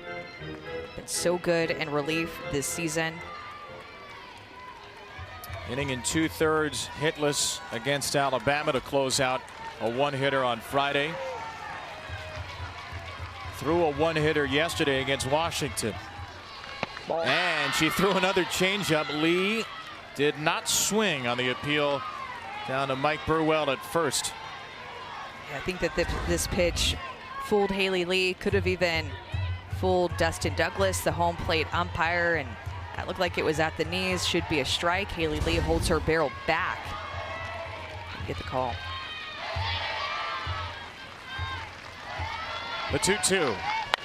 Lee left field. That will hang up in the air just long enough for Eck to track it down. And Kennedy retires the top of the order in the 5th. It's that New York City buzz. It's fire on the court and off. It's edge of your seat and up on your feet.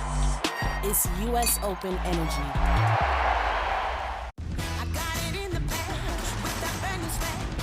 This season's about super team expectations. The New York Liberty have looked really good. Welcome, Stu York. Epic homecomings. Welcome home, Freaky Grinders. And a shiny new rookie class. Miller, look at the speed, going to the hoop. The WNBA. Oh, Rick K, all she wants to do is show out. We're all about it. Dallas at New York, Sunday at 1 p.m. on ABC. Welcome to my house. Amanda Nunes, the greatest women's mixed martial artist of all time. She is just next level. There is a new bantamweight contender. It's Irene Aldana. She believes this is her time. Two of the very best, hoping to lead as the #1 contender. Welcome to my house. Oh! Welcome to my house. One app with a slap so mean, got big plays from your phone to the big screen. Yeah, you'll feel like a VIP. Top shelf content blowing up your feed. ESPN Plus, it's in the app. Everything you want right here, no cap. One app, one tap, you're in the game. ESPN Plus, remember the name. One app with a slap so mean, got big plays from your phone to the big screen. Yeah, you'll feel like a VIP. Top shelf content blowing up your feed. One app, footwork you can't describe. Out here hitting bombs and doing it live. Rambo with a birdie so dirty, make you wanna kick back with a 30 for 30. ESPN Plus, it's in the app. Everything you want right here, no cap. Bam!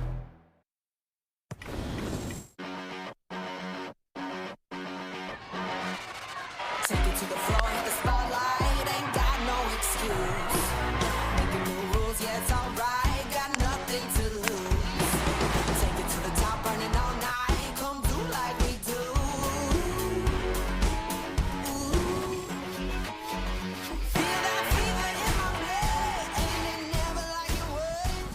A 2-2 tie through 4.5 here at the World Series semifinals. Nicole May has been terrific after a rocky start. Elena Vaughter got the start, was terrific for Stanford. Nyjah Kennedy with a scoreless inning of relief in back of her in the 5th. It's still up for grabs here with Oklahoma 1 win and Stanford 2 wins away from the Champ Series beginning Wednesday. And the Cardinal, who took it to Nicole May early, have not had a base runner since the 1st inning. Sydney Steele will try to change that in the midst of a terrific NCAA tournament. Steele, Eck, and Mailer. Stanford 7, 8, 9 to try to solve May. Nobody solved her since Emily Schultz's single in the 1st inning.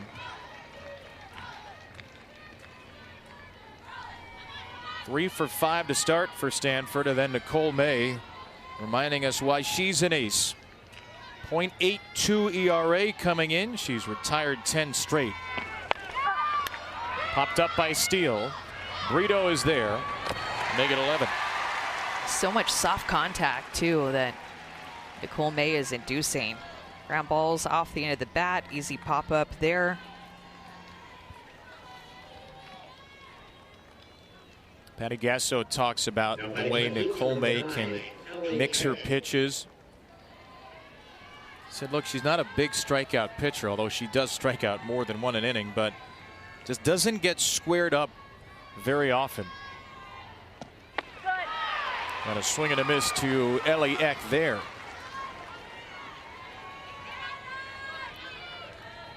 First pitch strikes now 12 out of 17 for May. Making her 9th appearance at the World Series. Struggled a little bit on this stage coming in.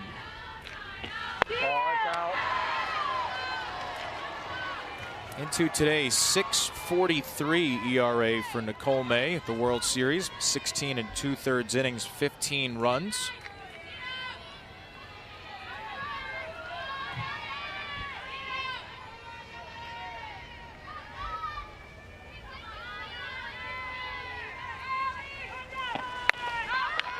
Another bit of soft contact. Hansen didn't see it initially, and with the mask on has the 2nd out. The next ESPN 30 for 30 film, The Luckiest Guy in the World, a 4-part series taking an unprecedented look into our colleague and Basketball Hall of Famer Bill Walton. First 2 episodes premiering tomorrow night, 8 Eastern, 7 Central, here on ESPN. Parts 3 and 4, 8 Eastern, 7 Central next Tuesday. Yeah, at one point Nicole May's ERA was 0.42. Her freshman year was 2.45. Pinch hitter Ella Nadeau will bat, and Jen Roach is out. We appreciate that Jen gets out to the circle very quickly. Associate head coach, terrific pitching coach under Patty Gasso, who has always had one of the best staffs in college softball. Her son JT Gasso, one of the great hitting coaches in the game, had a Sparks volunteer assistant this year. Good hustle by Coach Rocha. Calls pitches so well for this pitching staff, develops them. We saw her do it at Florida, win a couple of national championships there, and now bringing over her expertise to Oklahoma and doing it big. Doing it big, doing it quickly. Can't knock the hustle. Strike to Nadeau, who is batting for the struggling River Mailer. Ella Nadeau only 2 hits on the year, 2 for 26, 2 walks. Pinch hit yesterday, made an out, so Jessica Allister trying to get her going again.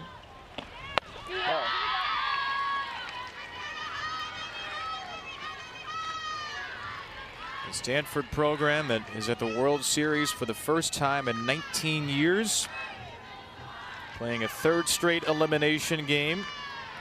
They're back-to-back 1-hit shutouts to get into the semifinals. 2-0 over Alabama on Friday. 1-0 over Washington yesterday.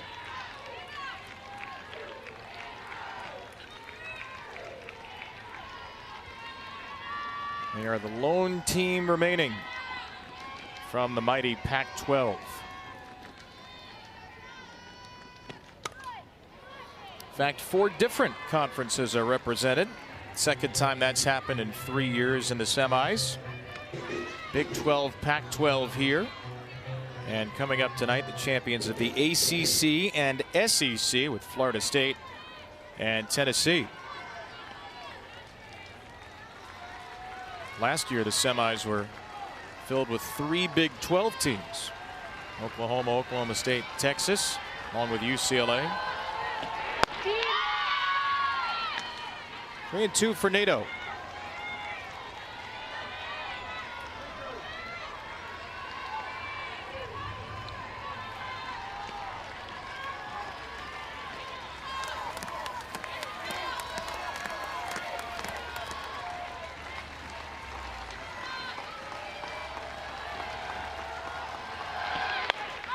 And NATO lofts it into center field. And it's 13 in a row, set down by Nicole May. 2 innings to go. 2 runs apiece. The Champ Series and seasons and careers are on the line at OKC.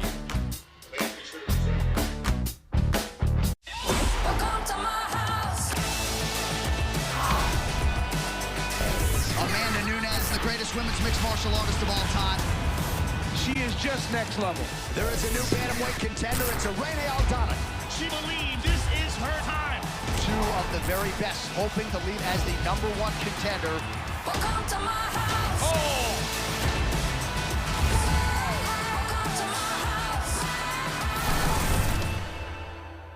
One app with a slap so mean, got big plays from your phone to the big screen. Yeah, you'll feel like a VIP. Top shelf content blowing up your feed. ESPN Plus, it's in the app. Everything you want right here, no cap. It's that New York City buzz. It's fire on the court and off. It's edge of your seat and up on your feet. It's US Open energy.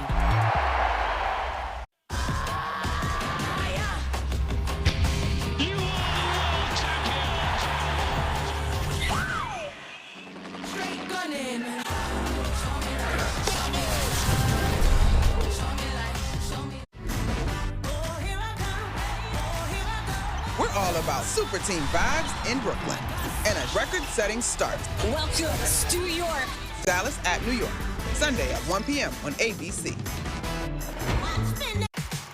Boston, New York. It's the real deal. It's Yankees Red Sox again. Aaron Judge. He's a game changer. Devers, no doubt about it. It's the same rivalry, but it may be better than ever. This is Premier Baseball. Give us Red Sox, Yankees. Join us at Yankee Stadium on Sunday Night Baseball.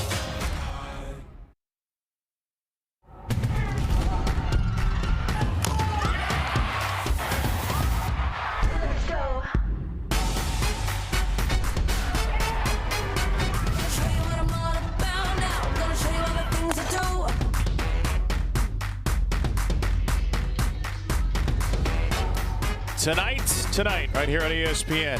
Florida State 1 win away from the championship series. Tennessee trying to get there for the first time in 10 years. The Lady Vols will need to beat the Seminoles twice. It's an exciting matchup. What are you looking forward to in that game? To see who pitches, who gets a start in that game for both Florida State and Tennessee. It's been a bit of a guessing game at this year's World Series to try to guess who's going to start. I feel like we've gotten a lot wrong. Well, I wasn't going to take away credit for us, but thanks for the peek behind the curtain. Alyssa Brito knocks one out of play. All right, well, I'm going to make you guess now because I'm going to put you on the record. Who will start for Florida State and Tennessee tonight? Go Kat Sandercock for Florida State. And Peyton Gottschall for Tennessee. I think Peyton Gottschall starts as well. I'm going to say Lonnie's got a trick up her sleeve for Florida State, but we'll see. Maybe a little McKenna Reed? Maybe. We do not see Oklahoma's ace start in this game. They don't start Jordy Ball with some margin for error. Very, very good chance if there is a second game, Jordy Ball would start it. But for Patty Gasso, a deep staff, thinking she is probably going to need somebody besides Jordy Ball to win this World Series, goes with Nicole May here. It's a deep staff for Florida State. We'll see if they go with Kat Sandercock from the start or not. Brito just barely got a piece. If we do get Kat Sandercock, and look, at some point today, we're going to get Kat Sandercock, whether it's the first inning or not. We'll get Kat Sandercock, an All-American, who's allowed a 184 average. Kiki Malloy, an All-American, who has a 416 average with 25 home runs. That is enticing. Like a good pitch right there. I think, too, the way that Mac Leonard has thrown late in the season, too, has been pretty good. Yep. Maybe give her the start, and then there's a second game, then start Sandercock for that second game, or bring her in late. A lot of different options when you have a pitching staff of 7 different arms that you've used this season. And will we see Ashley Rogers again after 136 pitches yesterday? A lot to sort out. That's tonight, 7 Eastern, 6 Central. Right now, Brito against Kennedy, and Brito got hit. Up and in, and she'll fire up the Crimson and Cream as she jogs down to first to lead off the 6th. Brito has been on base 2 times in this game, drew a walk back in the second, and then now this hit by pitch. Rise ball just coming up and in on her hands, trying to sneak it in there. You have to be so careful in the inner half to these Oklahoma hitters just work the edges, and sometimes even a little bit too far off the plate like that. A more timid bat spike by her standards. Sanders squares to bunt. It's a great job by Kaneshiro on that. You could tell that she was setting up on the outside corner. That pitch went back in, and she was still able to get it a called strike for Kennedy.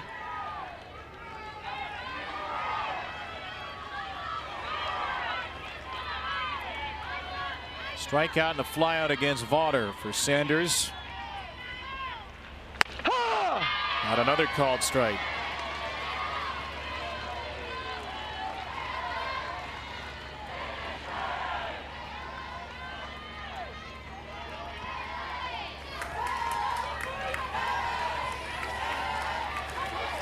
Nyjah Kennedy pitching for the 4th time in 5 days here at the World Series. Ball. 99 pitches Thursday against Oklahoma, held them to 2 runs, 1 earned in 5 innings. Vaughter a scoreless 6, and Stanford held Oklahoma to 2 that game. So far they're doing to OU what pretty much nobody else has done this year.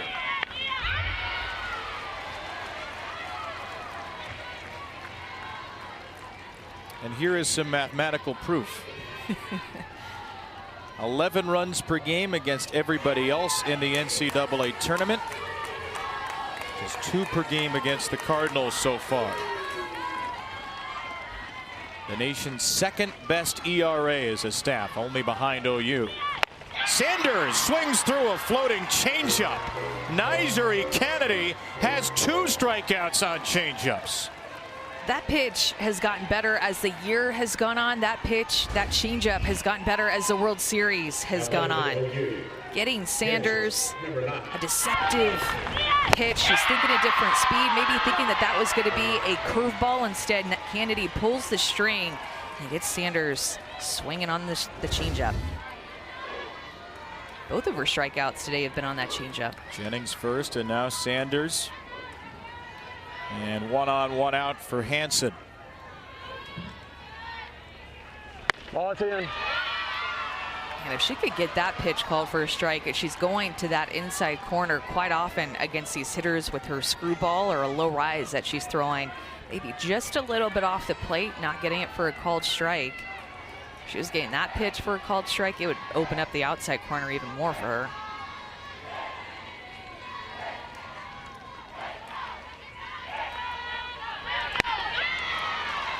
Well, we've seen Nyjah just continue to get better and better and more confident as the season goes along. And Jessica Allister told us she came in with great pitching mechanics, and that really helps. And also something that I thought was interesting too, she said, Amanda, was she is very aware of her body, so she can make really fine-tune adjustments. I imagine that's helped her a lot perfect her pitches.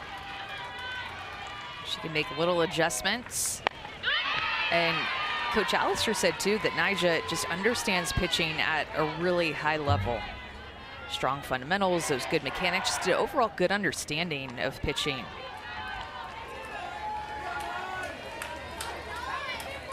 I think a big thing too for Kennedy is her teammates love her. They love to play behind her. They struggled tremendously hitting off of her in the fall. They know what it's like to hit against her, and it's not easy. Jessica Merchant's the hitting coach, and Jessica Allister said the other day that Coach Merchant was about to tear her hair out working with the hitters in the offseason. So she said it makes her happier and happier that Nyjah continues to do it against other people. They had belief in Nyjah Kennedy from the start, recruiting her all the way from Topeka, Kansas to Palo Alto. A 1-2 here for Hansen.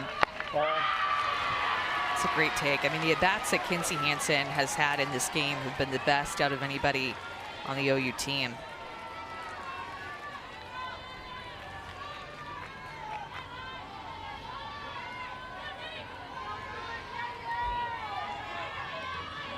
Slugging a cool 780 on the year coming in. 2 opposite field singles today. Just got a call of time off, and Jessica Allister is furious. Yeah, it's because Nyjah Kennedy had already put her hands together and was about to go into her pitch. We've seen that so many times, I feel like, in the postseason. And Stanford's just got an official warning from the plate umpire, Dustin Douglas. These OU hitters have been trying to control the tempo and the pace of both Vaughter and now Kennedy. And I had a feeling as soon as he called timeout that the Stanford coaching staff was not going to be happy about it. Did not take long for an official warning there. But you can certainly understand Jessica Allister's frustration. And now everybody in the park's getting heated. 2-2 to Kinsey Hansen. And she goes down swinging. A little extra surge of emotion from Nyjah Kennedy, who is still screaming after unleashing an unholy rise ball. She'll do the Nyjah stomp after her strikeout, goes back to her rise ball even after Kinsey Hansen took it, brought it a little bit more down to make it more enticing for Kinsey. There's the stomp, and the coaching staff for Stanford had a big reaction too. 1 out away from escaping the inning. It's Grace Lyons who drills the first pitch to the netting. My, oh my, did the temperature just rise by a few degrees here? Is that a play on the rise ball for the strikeout? It was not, but thank you anyway for making me sound smarter than I am.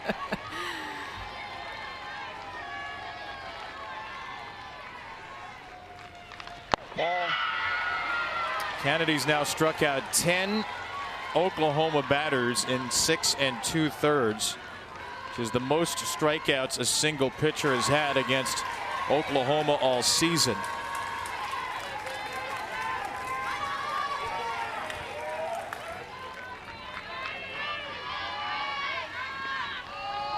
Grace Lyons chases one way out of the zone, and Kennedy is 1 strike away from completing his scoreless 6th.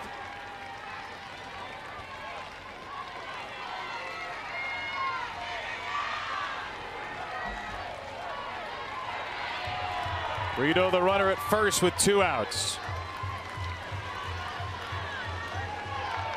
And Lyons drills it foul. She was all over it, but way out in front. I think it's a good time to mention the stat that Nyjah Kennedy has only given up 1 home run all year, and Oklahoma has hit 115 home runs this year.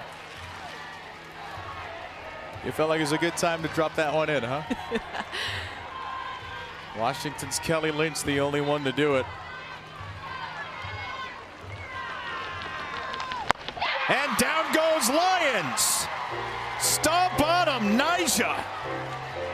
3 straight strikeouts in the 6th inning for the freshman of the year.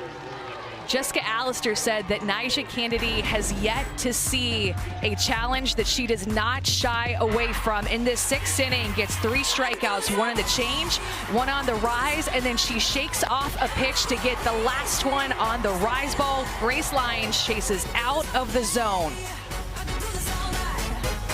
Ego, the #1 rated brand in cordless outdoor power, brings you the Select Cut mower. Customize the cut with 3 interchangeable blades. It cuts for over an hour on a single charge. Ego, exclusively at Lowe's, Ace, and Ego authorized dealers. One app, one tap, you in the game. ESPN Plus, remember the name. One app with a slap so mean, got big plays from your phone to the big screen. Yeah, you'll feel like a VIP. Top shelf content blowing up your feed. One app, footwork you can't describe. Out here hitting bombs and doing it live. Rambo with a birdie so dirty, make you wanna kick back with a 30 for 30. ESPN Plus, it's in the app. Everything you want right here, no cap. Bang 'em. It's action-packed. It's adrenaline-filled. It's must-watch. It's going to be special. It's going to be a fun year. Sunday Night Baseball. Sundays at 7. All season long on ESPN. Amanda Nunes, the greatest women's mixed martial artist of all time. She believes this is her time.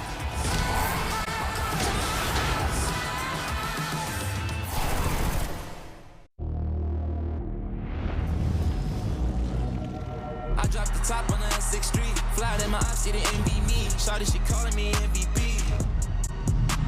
The NBA Finals on ABC. One app with a slap so mean, got big plays from your phone to the big screen. Yeah, you'll feel like a VIP. Top shelf content blowing up your feed. ESPN Plus, it's in the app. Everything you want right here, no cap.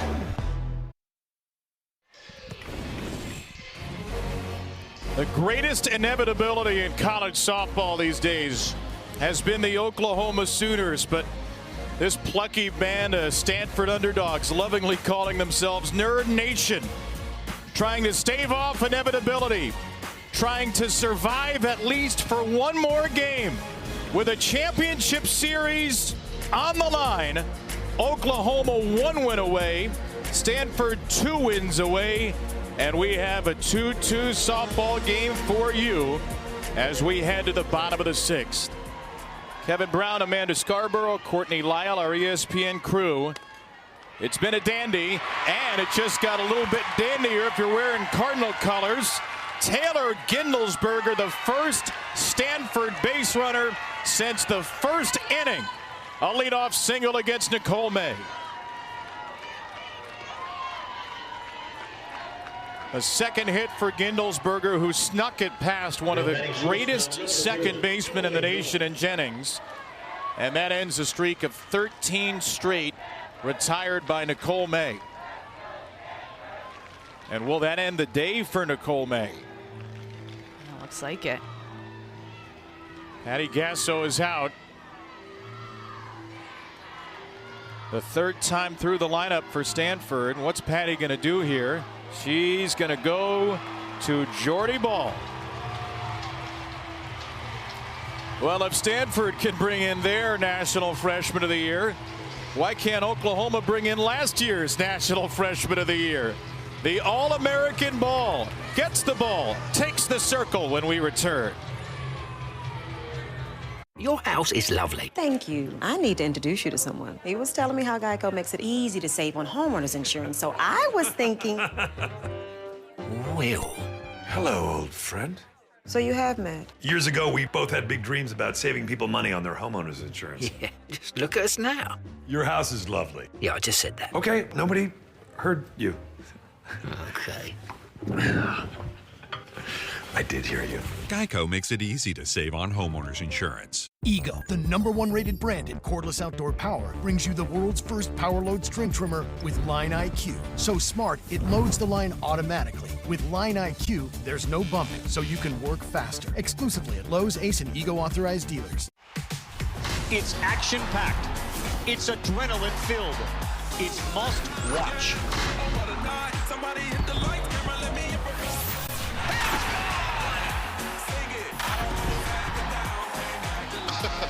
Oh my gosh, it moves even faster being mic'd up. Oh no.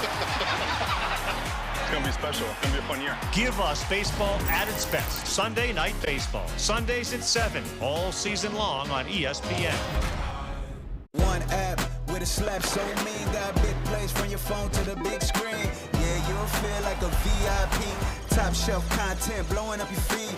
ESPN Plus, it's in the app. Everything you want right here, no cap.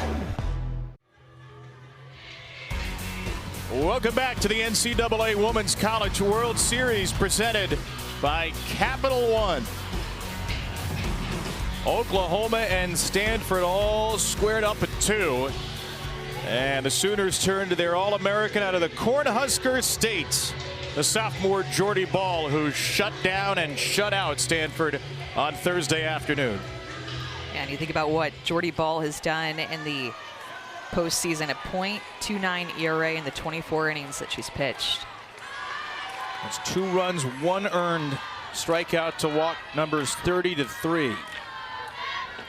Emily Young takes one inside. So 5+ innings for Nicole May, who goes twice through the order plus a batter. 4 hits, 2 runs for the moment. Did not walk a batter, struck out 3. 48 out of 66 strikes. Gave up that 2-run home run in the first and went into shutdown mode after that. Young, left side, that one sneaks past Brito for a hit.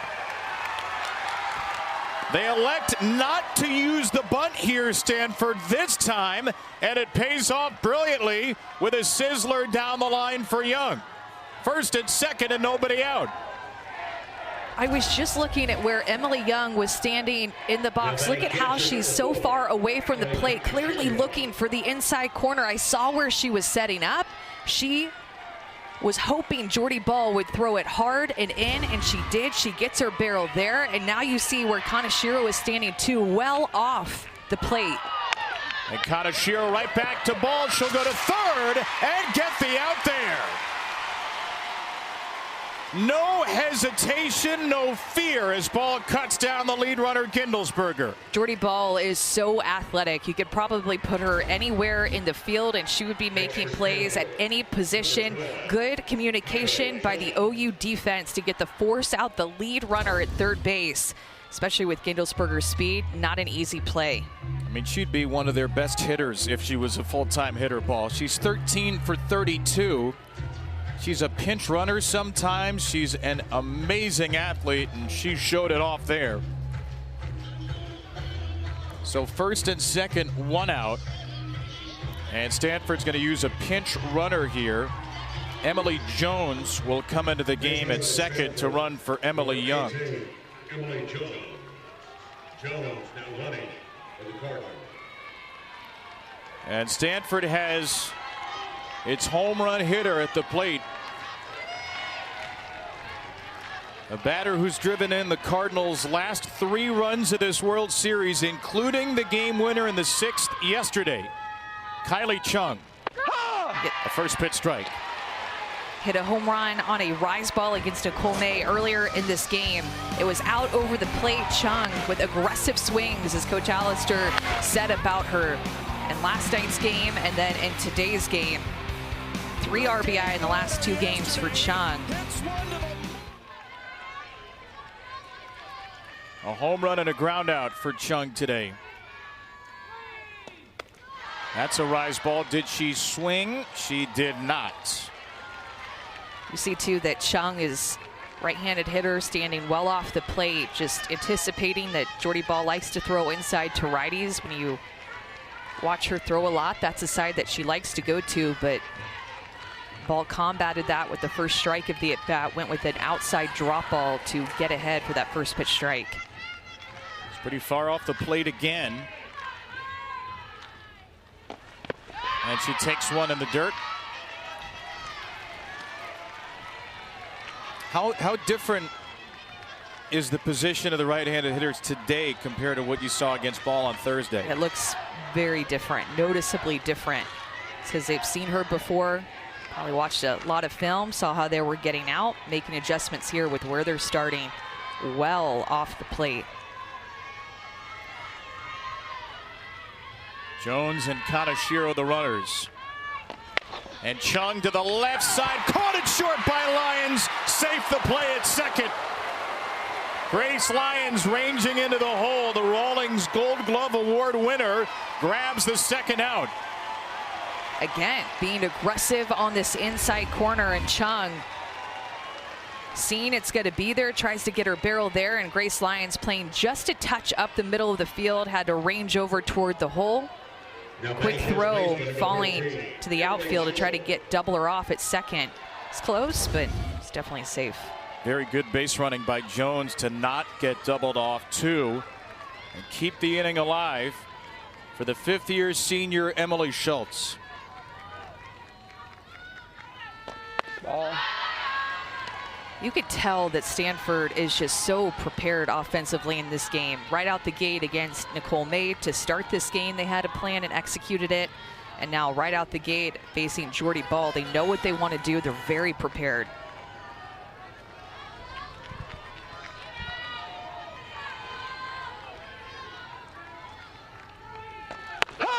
Schultz takes a strike. Fifth-year senior, 249th game of her career. Originally a Loyola Chicago commit. Jessica Allister changed her mind when she got the Stanford job.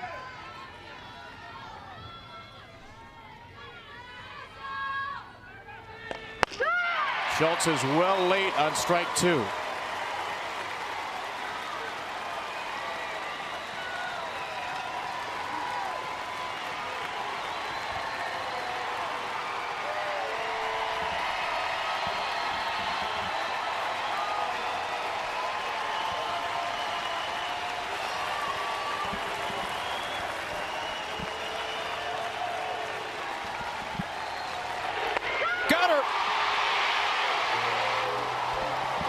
Jordy Ball slams the door, and we have one inning of regulation softball remaining. 2-2 in the semis in Oklahoma City. A classic in the making between Ball's Sooners and Kennedy's Cardinal.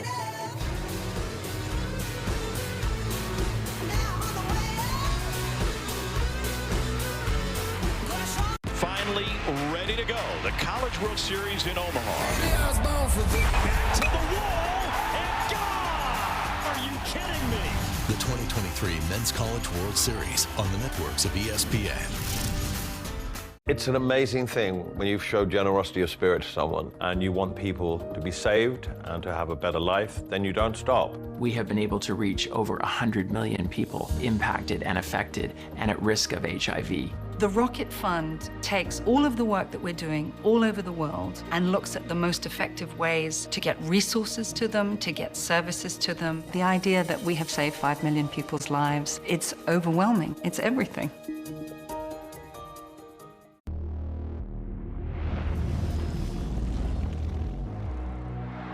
I dropped the top on the 6th Street, fly in my eyes, see the MVP. Shawty, she calling me MVP. It's good! Nikola Jokic, a scoring machine here in the third. They call me the Dama, really want my whole team to score. Big buckets from Jimmy Buckets here in the fourth. 2 eyes, yeah, 2 clear. The Miami Heat have tied the NBA Finals. The NBA Finals, Game 3, Wednesday on ABC. One app, one tap, giving the game. ESPN Plus, remember the name. One app with a slap so mean, got big plays from your phone to the big screen. Yeah, you'll feel like a VIP. Top shelf content blowing up your feed. One app, footwork you can't describe. Out here hitting bombs and doing it live. Rambo with a birdie so dirty, make you wanna kick back with a 30 for 30. ESPN Plus, it's in the app. Everything you want right here, no cap.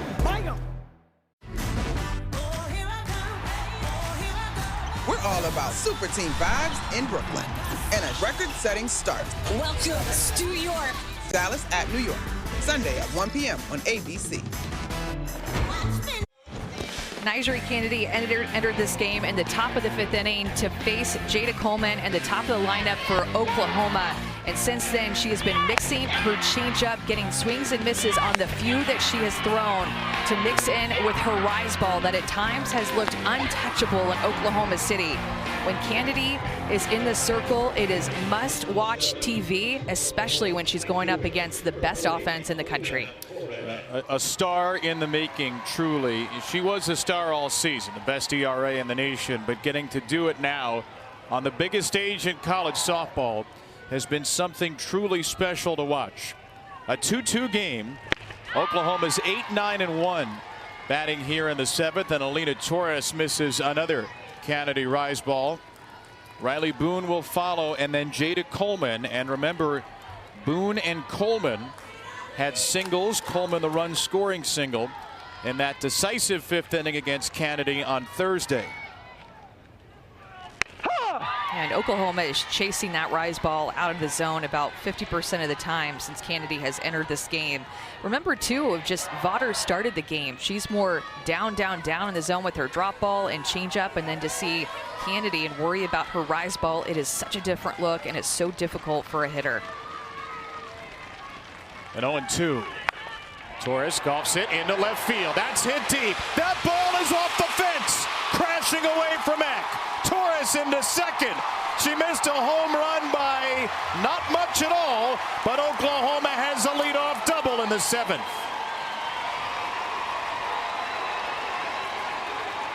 Yeah, and this was on an 0-2 pitch. She decided to go down in the zone. It's surprised that she just didn't go to her rise ball well out of the zone. It's a screw that's low. It stays down, and Torres gets her barrel there, protecting with 2 strikes. Gets to contact, and it just continued to travel over the head of Eck out in left field, who tries to make one of the plays that we've seen out in left field at the Women's College World Series for years, but she misses it, and Oklahoma's in business. And Torres will be removed for a pinch runner after her 9th double of the season. Avery Hodge now represents the go-ahead run at 7th. Stanford's 6, 7, and 8 hitters are coming up against balls, so to state the absolute obvious, you got to get a 0 here if you're Nyjah Kennedy. Well, and despite winning 50 games in a row for Oklahoma, there have been times this season where their backs have been up against the wall in the 7th inning. You go back to being down to Texas in the 7th inning, they came back. Being down to Oklahoma State, they came back in the 7th. And then, of course, the most memorable one in Super Regionals Game 2 against Clemson, a mighty comeback for them. They find ways to get it done. 13 come-from-behind wins this season. They trailed this game 2-0 after an inning. Coleman on the left there had a home run to tie it in the 3rd. And now Riley Boone out of the 9th spot will bat. Oklahoma only has 4 sacrifice bunts on the year. Boone does not have any. Boone is going to try it here. She pops it over the head of Steele. A beautiful mistake if you're a Sooners fan. It looked like it should have been an out until it wasn't. 2 on, nobody out. Yeah, Sydney Steele is charging so hard from third base, anticipating that bunt, and with the speed that Kennedy provides at throwing 70+ miles an hour, it's like she pushes it past Sydney Steele. She probably saw her out of the corner of her eye, and because Kennedy throws more up in the zone, she gets the bottom of it, but it works out like a push bunt. 2 on for OU. It's only Oklahoma's 6th bunt single of the season. And the 8 and the 9 hitters are on. And Tori Nyberg is going to try to give Nyjah Kennedy a little bit of extra confidence, because Oklahoma is about to propel the most fearsome top of the lineup in college softball into the game with nobody out and 2 on.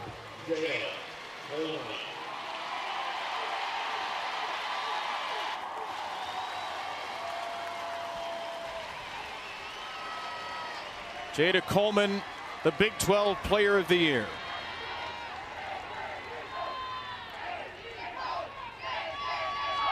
Ball. Her base hit was the difference maker on Thursday. 2 on, 2 out in the 5th inning. Coleman slashed an 0-2 pitch off of Kennedy into left field for an RBI single, with a run scoring on an error.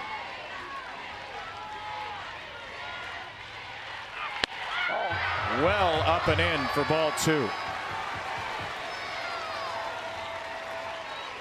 Kennedy's used to being in counts the other way around. A lot of 0-2 counts for her in yesterday's outing. Works from ahead. Not very often you get yourself in a hitter's count like this.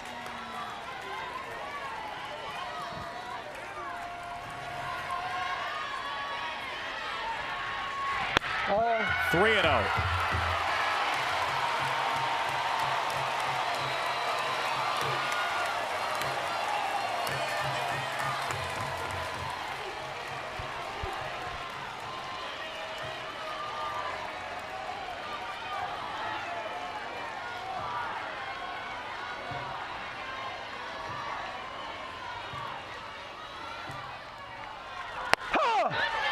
Three and 1.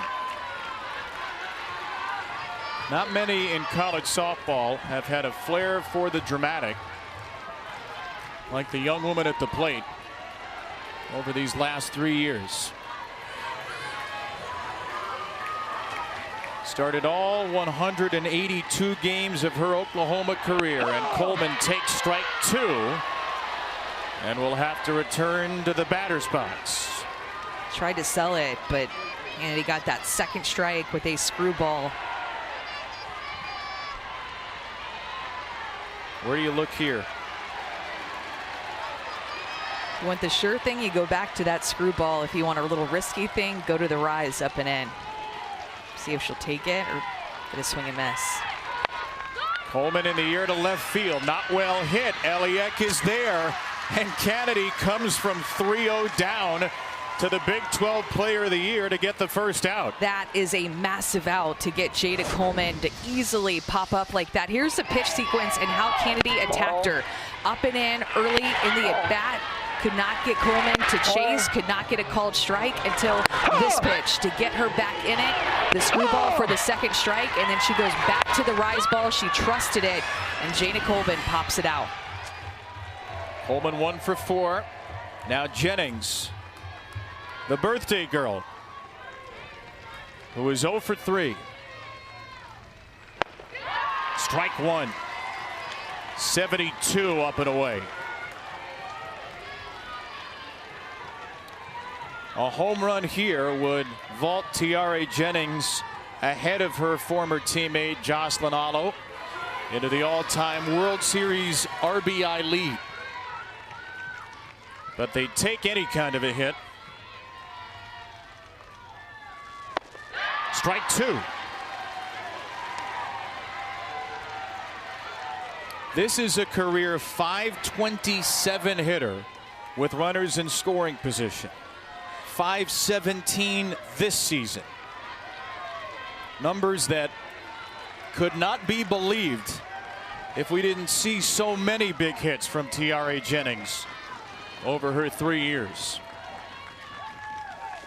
Those numbers just went down. Kennedy throws a rise ball to the sky, and she is 1 out away from getting out of this thing. Just relying on that rise ball going up against Jennings, getting her to swing and miss at this pitch 3 times. An unbelievable job of Kaneshiro to be able to go up and get that pitch, hold on to it to secure that second out. And with 2 on and 2 out, Patty Gesso is going to give Nyjah Kennedy a different look here. Jocelyn Erickson, a left-handed batter, will pinch hit in the number 3 spot. Haley Lee 0 for 8 at the World Series, so it's the freshman Erickson who's had a phenomenal year, over 1,000 OPS, including 18 extra base hits. Strike 1 to Erickson. And this is probably why they're bringing in a left-handed hitter against Kennedy. Lefties hitting at 160 points higher off of her than right-handed hitters. Haley Lee, who was in that position, a righty.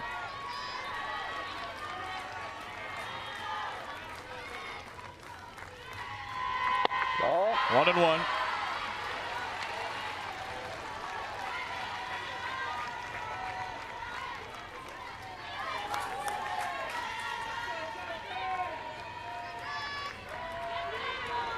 Terrific freshman, Erickson, one of the top players in her recruiting class out of Phoenix, Arizona.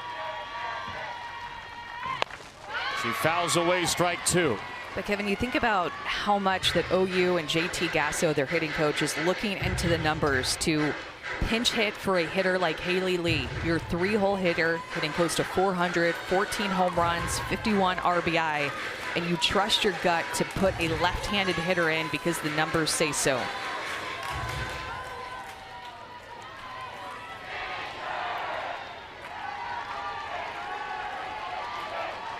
The go-ahead run, the pinch runner Hodge at second. Boone behind her at first. The 1-2 pitch is off the plate.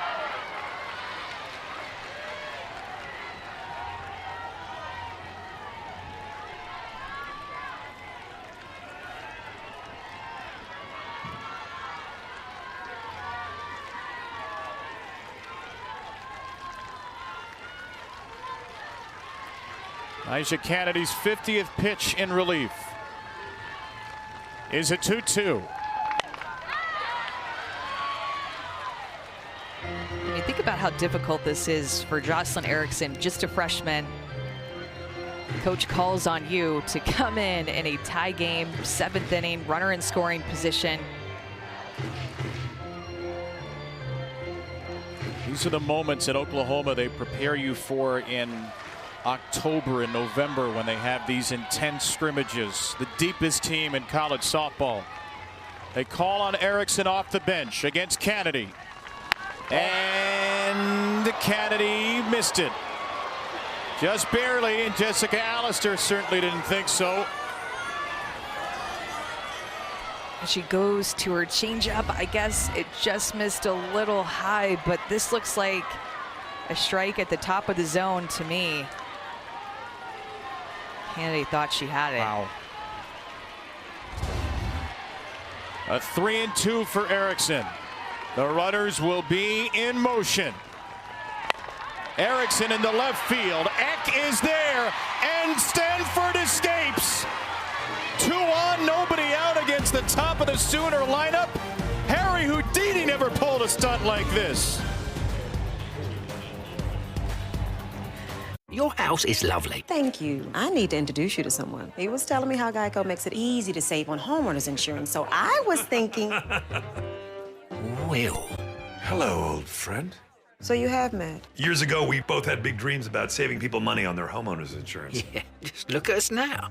Your house is lovely. Yeah, I just said that. Okay, nobody heard you.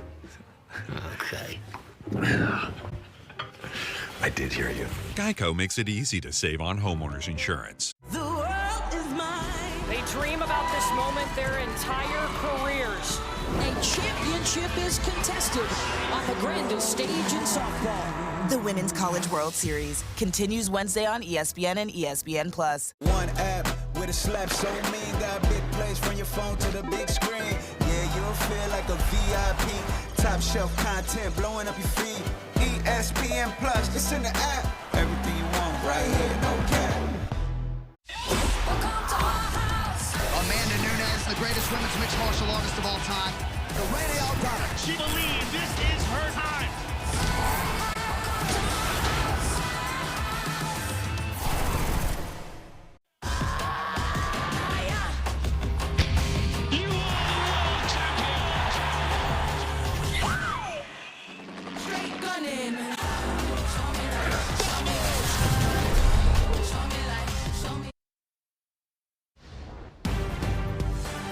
The NCAA Women's College World Series is presented by Capital One. What's in your wallet? All the emotion, all the fire, all the passion of semifinal Monday on display at the World Series. The top-seeded Sooners and the 9th-seeded Cardinal going toe-to-toe in a game that Stanford must have. They win, they force the if necessary game. They are looking to make the championship series for the first time. Oklahoma trying to get there for the 4th straight season and trying to extend an NCAA Division I record 50-game win streak. They have not lost since February the 19th, Oklahoma. A run from Stanford in the 7th would change that. Caitlin Lim first against Jordy Ball. And this Oklahoma pitching staff, after giving up a 2-run homer to Kylie Chung in the first, has shut Stanford down. Nicole May for 4 scoreless innings after the first, and Jordy Ball on in relief. Got out of a 1st and 2nd not-out jam in the 6th. Can tell how focused that Jordy Ball is to her pitch. She was going into her motion. Kinsey Hansen and the home plate umpire were standing up, called timeout, and she just was so locked in before that pitch, kind of looking down at the ground in front of her. He's allowed 1 earned run, 2 total in this NCAA tournament. Jordy Ball. Lim lays down a foul bunt. For Stanford, it has been Vaughter and Kennedy and all kinds of epic energy defensively, but can they get a hit? Can they get a run? They've still only scored 5 runs in 4 games here at the World Series, and nothing since the 1st inning today. Lim swings through, strike 2. And the thing that you know about Stanford, they're very comfortable in close games. Went back and looked at their schedule and all their scores, and 27 of their 61 games were decided by 2 runs or less. That is 44% of their games have been close games like that. They know how to play in these. They know how to win in close games.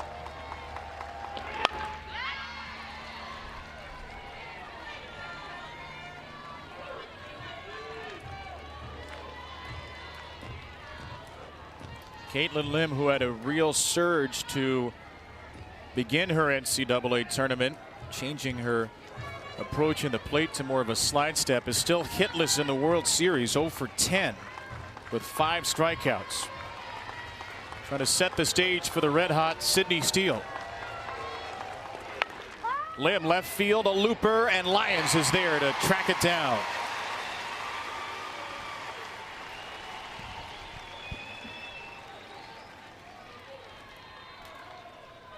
Well, they have margin for error still, Oklahoma. They can lose this game and win the if necessary game, but they're trying to hold on to the longest win streak in Division I history. 106 days since Baylor beat them, February the 19th.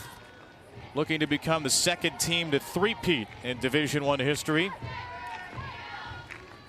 And here is Sydney Steele. In the 7th spot, but packing a punch for Stanford in this World Series with an RBI double and a home run against Alabama, homering off an All-American in Montana Fouts on Friday.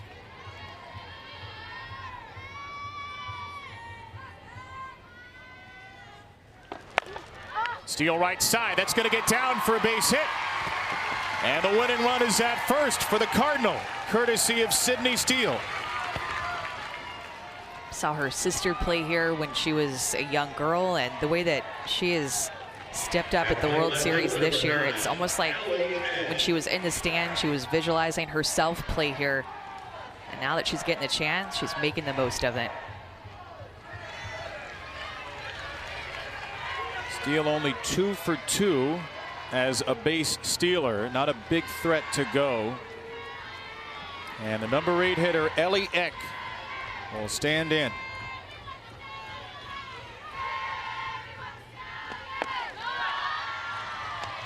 If Stanford's going to win it, they're going to have to get some production from a part of the order that typically doesn't provide it.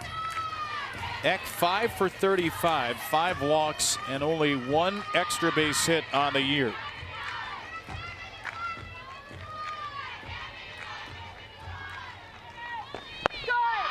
Got a 2-0 count. One of the players who's had to play more after a torn ACL suffered by Kaylin Koch midway through the season. Koch, who was their leading home run hitter at the time with the team, but not able to play. Strike 1. You look at the pitching numbers, Kevin, that Stanford has had in the postseason and here in Oklahoma City at the Women's College World Series. And if they just had a little bit more offense with the pitching numbers that they put up, they're absolutely unstoppable. 1 loss in the postseason, and it was to Jordy Ball in Oklahoma a couple days ago.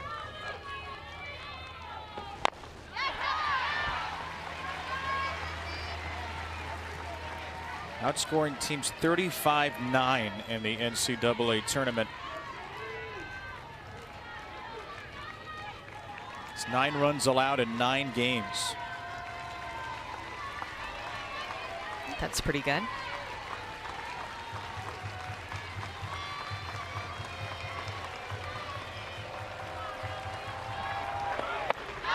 Three and 2 for Elliott.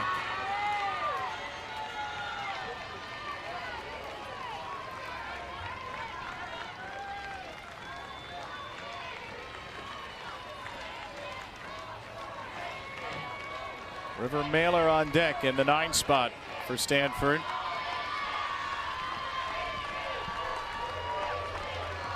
The payoff from the All-American ball. Eck goes down swinging, well under a rise ball for out number 2. And she continued to go to that rise ball within this at bat, and Eck took it and took it and took it until this full count rise ball when Ball brings it down just a little bit more to make it more enticing to get the strikeout. Now River Mailer, who re-entered the game after Nadeau pinch hit for her in the 5th. Mailer lays a bunt down to Ball, and this, a game that deserved extras, is going to go there. Middle of the Oklahoma order, Brito, Sanders, and Hansen due up. Nyjah Kennedy 2 to face them. 3 scoreless in relief for the freshman of the year against the middle of the OU order coming up. We love our new home. Great neighborhood, big backyard. But the lamps. At least Geico makes bundling our home and car insurance easy. We saved a lot. For bundling made easy, go to geico.com. It's action-packed. It's adrenaline-filled. It's must-watch. It's going to be special. It's going to be a fun year. Sunday Night Baseball. Sundays at 7. All season long on ESPN.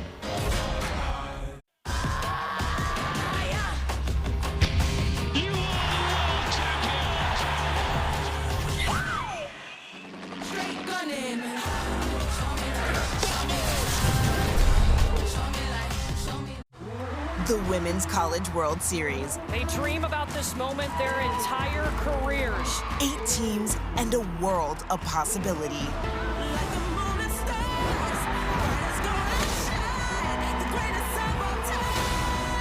The world is mine. A championship is contested on the grandest stage in softball. The Women's College World Series, presented by Capital One, continues Wednesday on ESPN and ESPN+. finally ready to go. The College World Series in Omaha. Back to the wall and gone! Are you kidding me? The 2023 Men's College World Series on the networks of ESPN.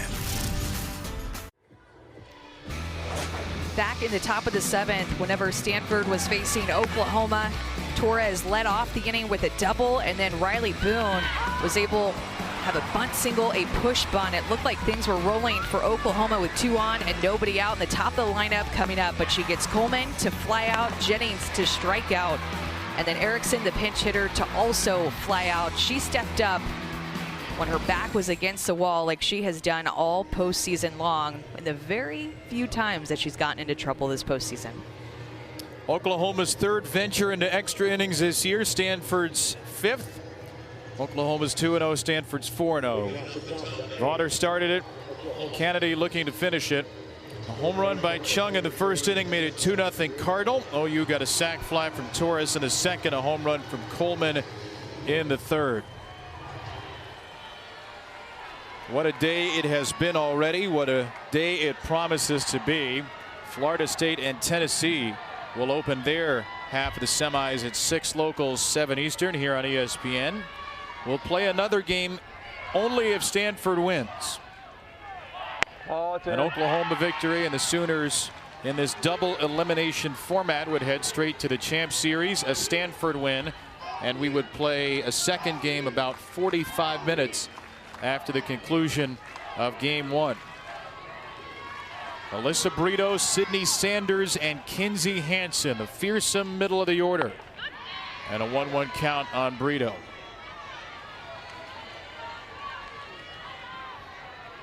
She's walked, struck out, and been hit by a pitch in this game. Oklahoma's only unanimous first-team All-American. Well, got to get the sunglasses back. Taylor Gendelsberger.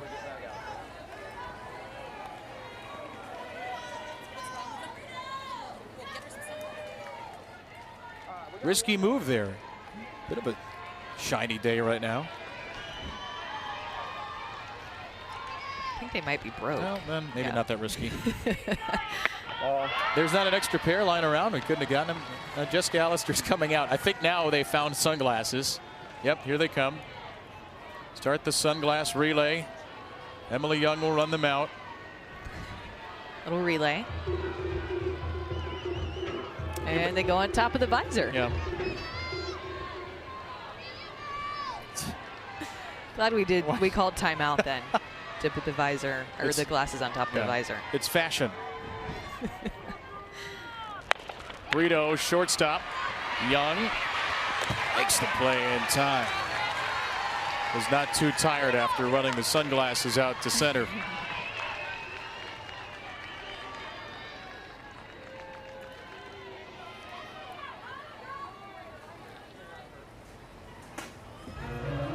Here comes Patty Gasso to make another pinch hitting move. Got another left-handed bat up, Quincy Lilio.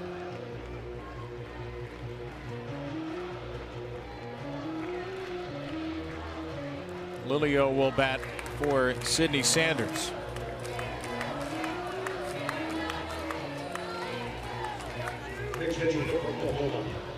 Number 43. Casual .451 on base percentage off the bench. Only 4 strikeouts, 51 plate appearances.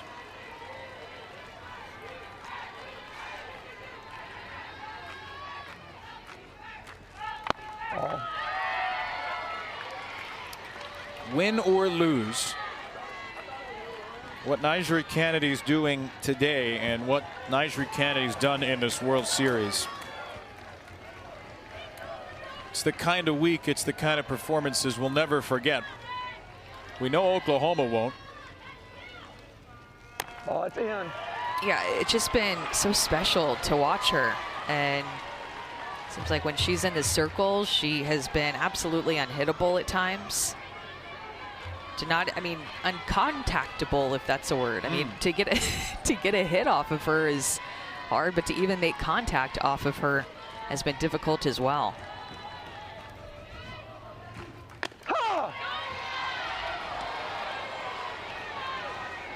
And too, you hear her talk about how special it is to be out here, and this is a dream come true. Her family from Kansas, pretty close by, has been in attendance watching her. There can be a lot of pressure with the attention that she's gotten, but she just hasn't been fazed. Pop-up is grabbed by Kaneshiro. Well, it was last year in the NCAA tournament, specifically regionals. Nyjah Kennedy was sitting at home with her family watching the Stanford team go to work, and she just remembers being so fired up and could not wait to get to Stanford to continue the work that they did. So a year of waiting, and you know what? It's paying off. And at first she thought, Courtney, that she could only go maybe 4 hours away to college, she told us, but first day the coaches were allowed to contact her was September 1st, 2020. Jess Allister called her, and Nyjah said, you know what, maybe I can go to California. Took her official visit. Couldn't imagine herself anywhere else. I'm sure, though, she did imagine herself here on this field. Grew up watching the World Series, idolizing Sam Shaw at Oklahoma State, and then, of course, Odyssey Alexander, who beat Oklahoma 2 years ago on this field in that very circle where the Sooners would take down James Madison a couple of times and get to the Champ Series in that epic postseason. Well, this inning is far from finished because it's Kinsey Hansen who's delivered maybe the biggest hit of Oklahoma's season. Just a week or so ago in that Super Regional Game 2 against Clemson. And she did it, by the way, in the count she is in right now, 0-2. And on a rise ball, look at where that pitch up in the zone against Valerie Cagle, the National Player of the Year. That swing got Oklahoma back into the game, and you knew at that time it was going to be very difficult for Clemson to come away with the win after that swing. So she took the National Player of the Year deep on 0-2. How about the National Freshman of the Year? I think that's why that rise ball was well out of the zone.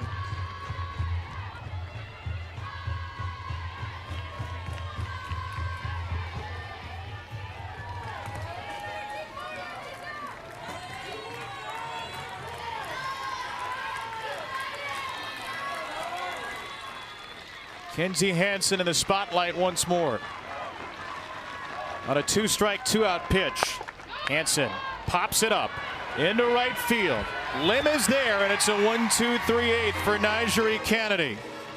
Two fifth-year seniors will lead off the bottom of the 8th for Stanford.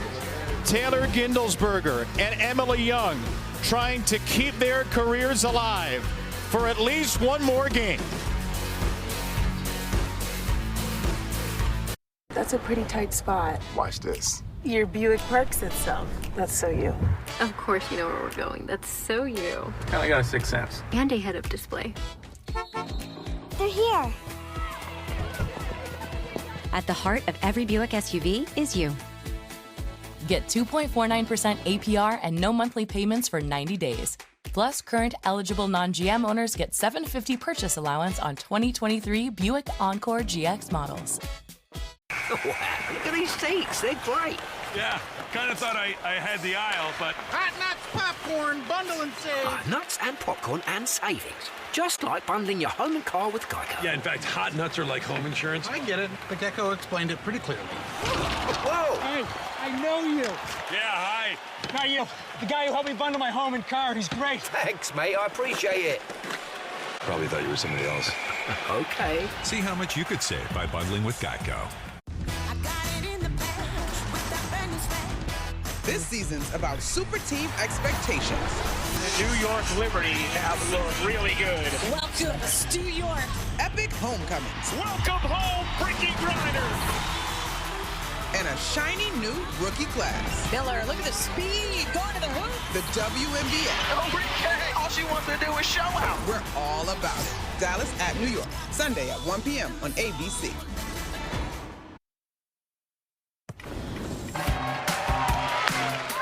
Chung hits a long fly to left, sending Boone back, and this ball is long gone. Jada Coleman, the Big 12 Player of the Year, delivers a long ball against Elena Vonner. The 2 home runs in this epic semifinal game. The first of 2 only if Stanford wins. An Oklahoma victory, and they advance to the Champ Series. Florida State and Tennessee in just over 4 hours will take the field for their half of the bracket. FSU needs 1 win. Tennessee needs 2 in his double elimination format. Jordy Ball with 2 scoreless innings of relief will face the top of the Stanford order and Taylor Gindelsberger.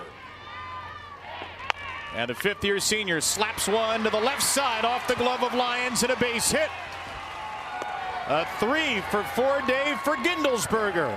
And the winning run is aboard with nobody out. Gindelsberger has been aggressive in her last 2 at-bats, and it's helped her out. Swung early in the count, made things happen. She gets so jammed up on that pitch. Inside, up and in on her hands, but just still figures out a way to get it away from Grace Lyons. Her second 3-hit game of an amazing tournament. How do you play it now with Emily Young, who has tried to bunt, who has swung away? She'll swing away, and she hit it nearly in the same spot as in that last at-bat in the 6th. And now is when the right-handed hitters start to come up for Stanford. There's 3 in a row. Young, Kaneshiro, and Chung. Righties have a better average off of Jordy Ball than left-handed hitters. Oklahoma's going to keep Brito a couple of steps in at third, just in case. There's the bunt laid down by Young, dead and beautifully, and she is safe. A bunt base hit. The winning run is at second, with nary an out to be found. Well, what set up that bunt was the hit that Emily Young had in her last at-bat when she was able to sneak one down the line, and then there was that foul ball in this at-bat. So Brito really not really expecting it, knowing that she has to play a little bit further back, respecting the pull side power of Young and being aggressive on that inside pitch. Brito does everything that she can, but Young, the athlete, able to leg it out. Let's see if Stanford chooses to bunt now with Kaneshiro. She will square, and she will lay it down foul.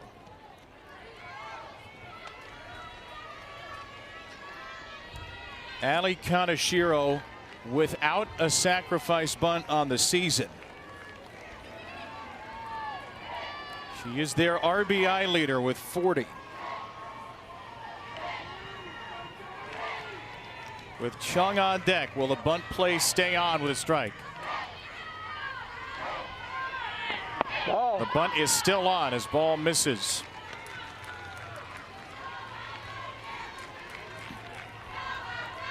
It's a Stanford team that a lot of folks thought should have been much higher than a 9 seed. It was a pretty shocking result given their RPI and strength of schedule.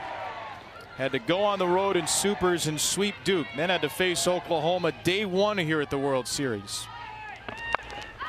Bunt is popped up and caught by Brito, and Stanford gives away the first out. If you're Oklahoma, that is exactly what you wanted. Jordy Ball able to go to her rise ball. That's her nickname. And she can also throw a drop too. So in that situation, she likes to mix both her drop ball and her rise ball. Of course, in a bunt situation, going to go to that rise ball and get a pop out.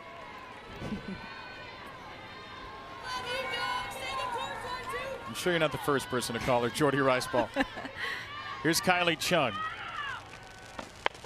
First pitch swinging, that's popped up, and that is out of play. Again, you're going to see Chung back off the plate to give herself room on the inner half. That's the spot that Jordy likes to go to, up and in with her rise ball. She throws more to her arm side of the plate. See too if Jordy will mix in a changeup here. We haven't seen her throw that pitch a lot, but with Chung trying to be so quick to the inner half, would be a good time to throw it. A 2-run homer in the first for Chung. Ball. It's inside, nearly hit her.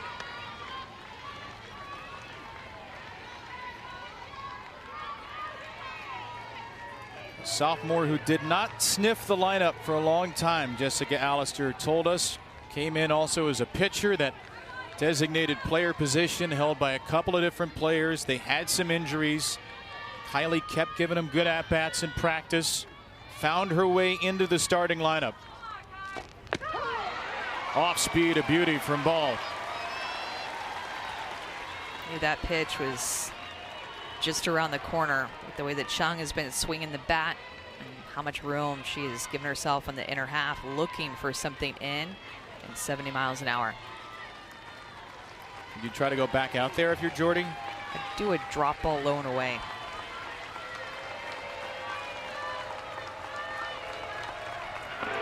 She went in instead.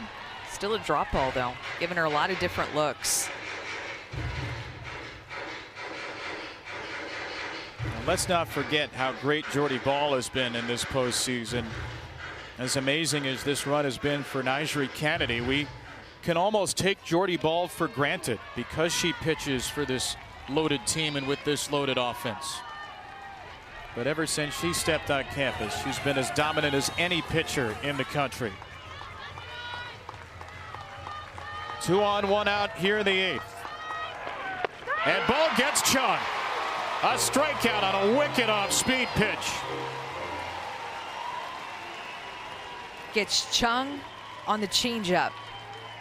Went to it a couple of times within that at bat. She had not thrown it all that much in her relief outing, but she knew she could get her with that pitch. When you're so worried about 70 at your knees or even up and in on your hands, that changeup just gets set up perfectly. It's up to Emily Schultz. Ah!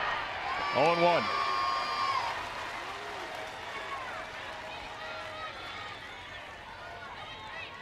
Only 4 for 25 without an RBI in the NCAA tournament.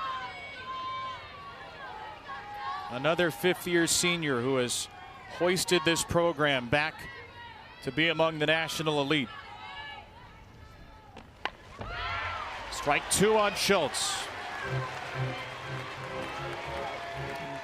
Jordy Ball has been untouchable with 2 strikes in the Women's College World Series, but really all year long. But especially here, she's upped her game with 2 strikes. When she gets ahead, she puts you out.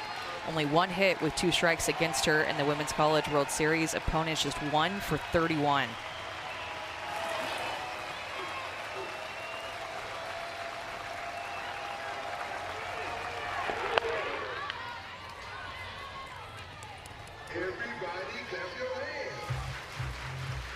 Kindlesberger and Young, the first 2 hitters reached to lead off the inning. First and second, nobody out for the heart of the order, and if Stanford does not get this run across, will they rue their best chance?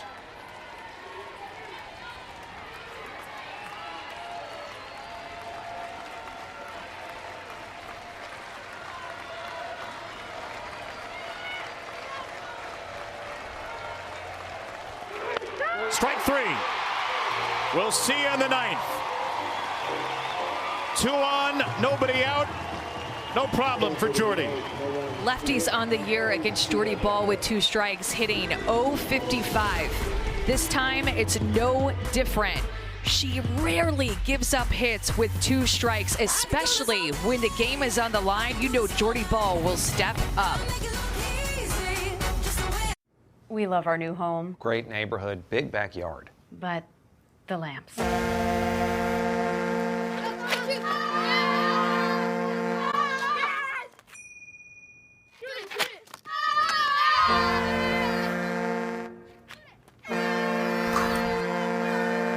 At least Geico makes bundling our home and car insurance easy. We saved a lot. For bundling made easy, go to geico.com.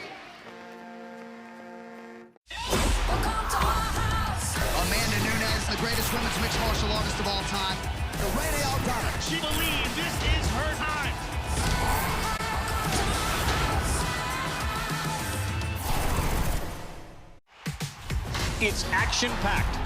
It's adrenaline-filled. It's must-watch.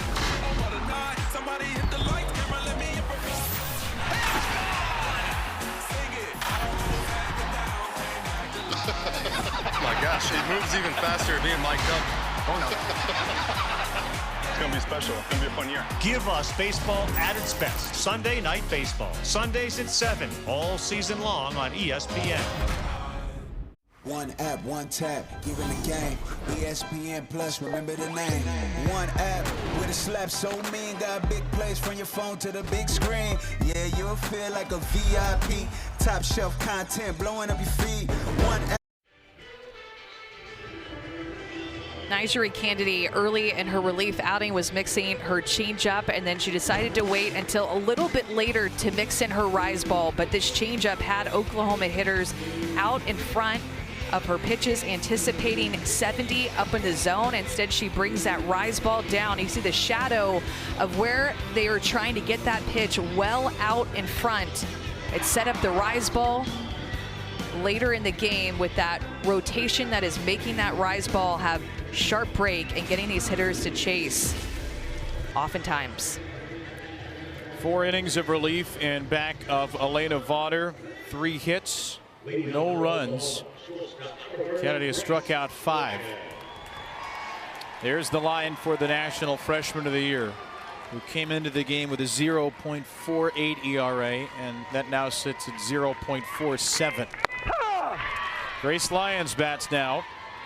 7-8-9 for Oklahoma. One other item of note. There is apparently some weather, some severe weather, somewhere around us in the area. The scoreboard told us in between innings. Lyons blasts one to left, down the line, off the base of the wall. Going for 2. The throw from Eck is late. It's a leadoff double for Grace Lyons. Her first hit of the World Series. As this game goes on, you have to start to give the advantage to Oklahoma even more because they're continuing to get more looks off of NCAA Kennedy. Lyons sees this rise ball that is up in the zone and just stays committed to get her barrel on top of that pitch for more of a line drive hit toward the left side. Leadoff double for Grace Lyons, the senior captain. Alina Torres will re-enter after Lyons picks up only her 3rd hit of the NCAA tournament.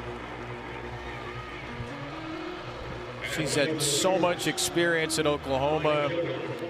2-time All-American. You are not going to keep Grace Lyons down for long. And we'll see how Oklahoma chooses to play this with Torres as one of the Sooners' 4 sacrifice bunts on the year.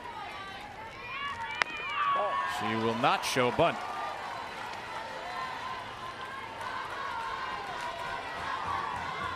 Alina Torres' a sac fly, a double play ground out, and a double. 2 good at-bats today.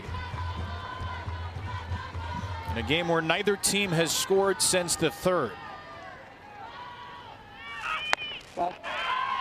Taking all the way, that's a little high. Yeah, and you're seeing Oklahoma just handle that pitch better than what they did earlier in this game and the first time that they saw her the other day.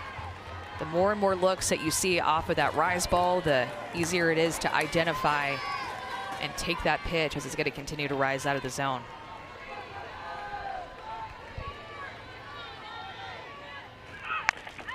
On the ground to the left side, Steele looks back the runner and makes a strike of a throw to first.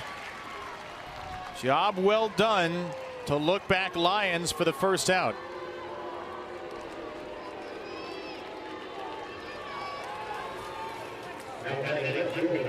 Just saw at the end of the bench Reagan Krause come in from the Stanford bullpen, their number 3 starter, who has not appeared in a game in the tournament. No one's pitched an inning in the NCAA tournament other than Kennedy or Vaughter for Stanford. One away, here's Riley Boone.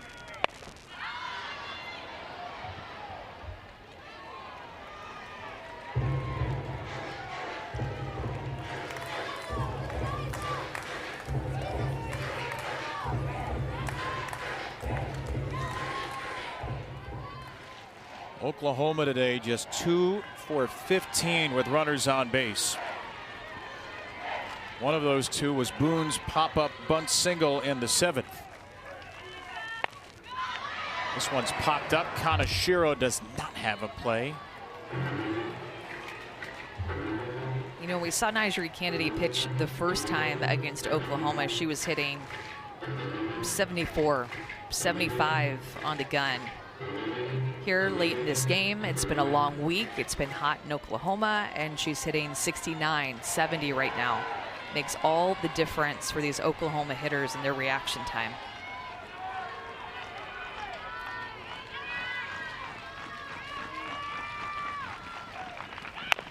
Boone slaps it toward the middle. It's the shortstop Young with a fine play. Lyons gets to third. Stanford gets the second out.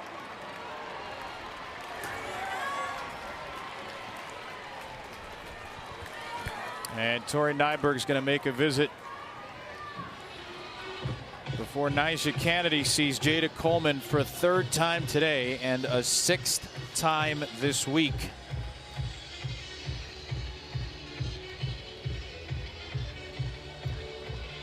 Remember, Oklahoma can lose this game and still advance to the Champ Series in its double elimination format. Stanford must win to stay alive. But the longest win streak in Division I history is also hanging in the balance for the back-to-back national champions.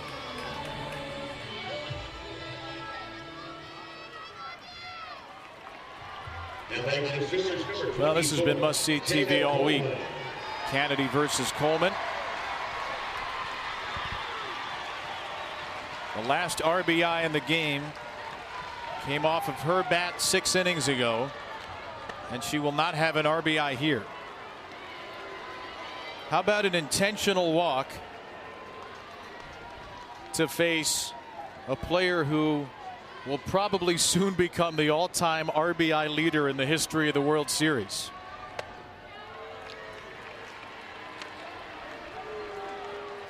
What do you think of this? I think on paper it might look better than some other numbers, but Kennedy has had more success off of Jennings. Gotten her to strike out comes to my mind 4 times. She's 0 for 4 with 4 strikeouts. That's why they're leaning to do this. And again, you think of the lefty-righty splits. We're thinking about all these numbers, these situational numbers. How about the intentional walk bat spike?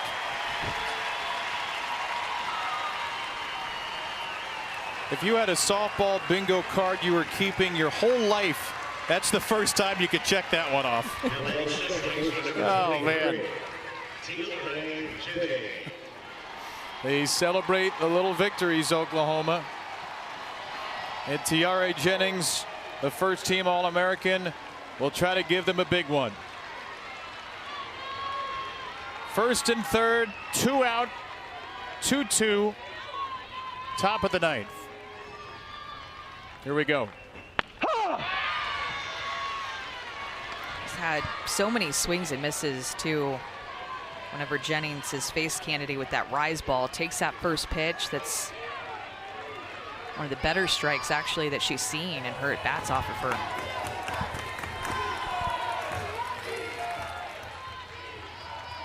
Lions the go-ahead run at 3rd. Jennings, pop-up. No room for Kaneshiro, and it's out of play. And Tiare Jennings is 1 strike away from a 5th consecutive strikeout against Nyjah Kennedy. Just consistently thrown her rise balls, too, and her other at-bats getting her to chase out of the zone early in the count. Look for her to go to that rise ball. I should say there is 1 flyout in there, so 0 for 5, 4 Ks. But still no hits for Jennings against Kennedy here at the World Series. 0-2. Almost hit our booth.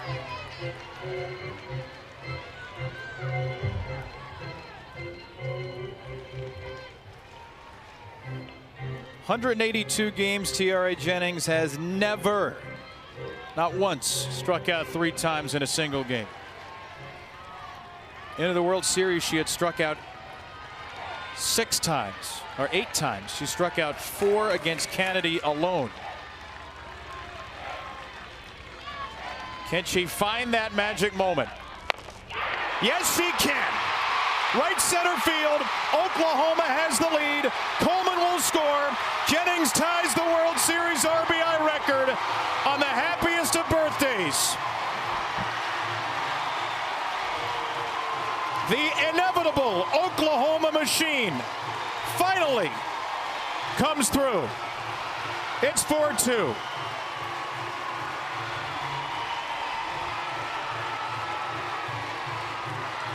I hate to second guess pitch calls. I hate it because they have all the information.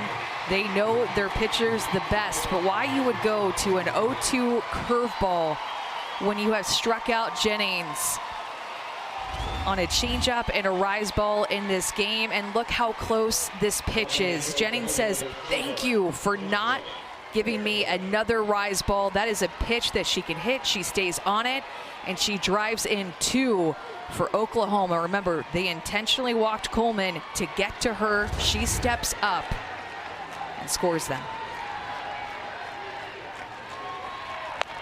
Jocelyn Erickson to shortstop. Little tricky spin on that play. Erickson is safe. Jennings to third.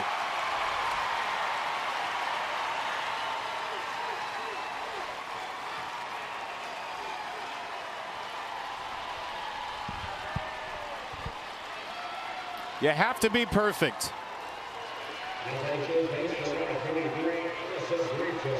It's an unreasonable standard to hit, but it's the standard that's been set by the Oklahoma University Sooners.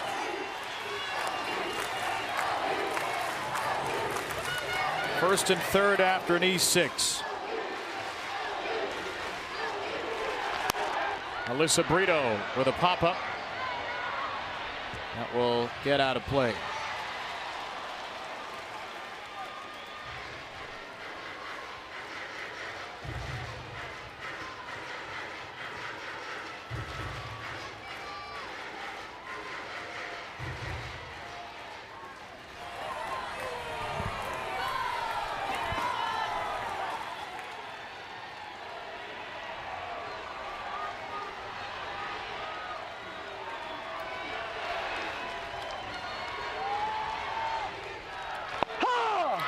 Both run-scoring hits against Kennedy this week came on 0-2 pitches.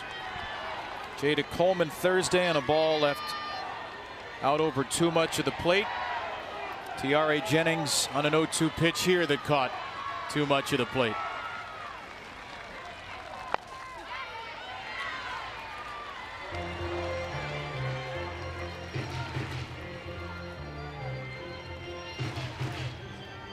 Just hard to fathom if we've ever seen anything like this. We've seen great teams. We've seen a three-peat in UCLA.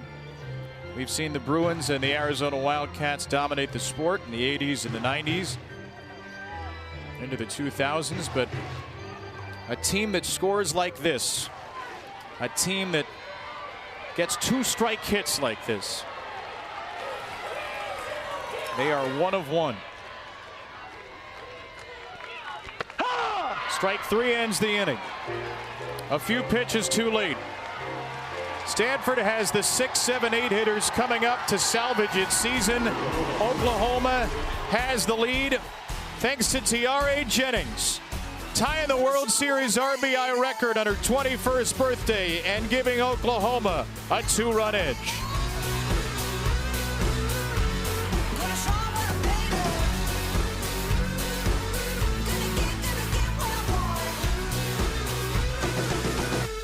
When I first started my small business, our space and our equipment could not keep up with demand. Then I applied for a loan from Amazon with great rates. We moved into a new facility. Now we're selling all over the country. Nearly 60% of products sold come from independent sellers. Hot nuts, popcorn, bundling nuts and popcorn and savings. Just like bundling your home and car with Geico. Whoa! Hey, I know you. Yeah, hi. Not you. The guy who helped me bundle my home and car. He's great. Probably thought you were somebody else. Geico. Boston, New York. It's the real deal. It's Yankees, Red Sox again. From the bottom, you Aaron Judge. He's a game changer. Devers, no doubt about it. Write my name in history. It's the same rivalry, but it may be better than ever. This is Premier Baseball. Give us Red Sox, Yankees. Join us at Yankee Stadium on Sunday Night Baseball. Welcome to the NBA Finals. The stakes do not get any higher. I dropped the top on the 6th Street. Fly in my eyes, see the envy me. Shawty, she calling me MVP. I be on time, it's something you ain't never seen before. They call me the dog, really want my whole team to score. Damn, yeah, too ice, yeah, too clear, yeah, my soul, yeah, too true. The NBA Finals on ABC. The Oklahoma Sooners, winners of 50 straight games, had not scored since the 3rd inning until this from Tiare Jennings. Where they intentionally walked Jada Coleman to get to Jennings. They went more up in the zone with the rise ball, got her to chase a bit, but an 0-2 pitch, that curveball, it's left up, too sweet over the plate. I would have liked to have seen that changeup that she threw to Brito to get the last out and the strikeout against her before going to that curveball. It's a mistake, and these Oklahoma hitters just make you pay for those mistakes. Tiare Jennings tying Jocelyn Alo for the World Series career record. She's only a junior, by the way. And Stanford has 3 outs left in its season against Jordy Ball. The Cardinal have not scored since the 1st inning. They've got the 6, 7, and 8 hitters up, Lim, Steele, and Eck, who are a combined 1 for 9. And they're going to try to solve Jordy Ball, who's given up 2 runs in the whole of the postseason. A pop-up from Lim will sneak out of play. Stanford has had some chances in this game. 1st and 2nd, nobody out in the 6th inning. 1st and 2nd, nobody out in the 8th inning, both for the heart of the order. But in both scenarios, Ball retired Kaneshiro, Chung, and Schultz. And Stanford never got a runner even to 3rd.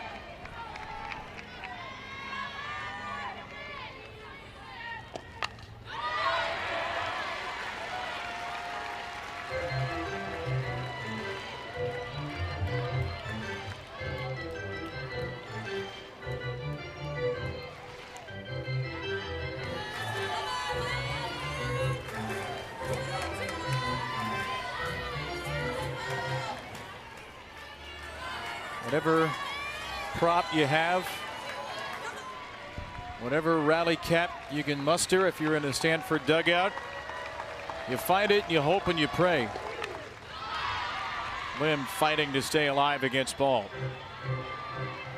And Jordy Ball has been sharp since she came in, and every inning she's had at least a runner on and 4 strikeouts in her relief appearance. All of those strikeouts coming with runners on. Has struck out now 15 against Stanford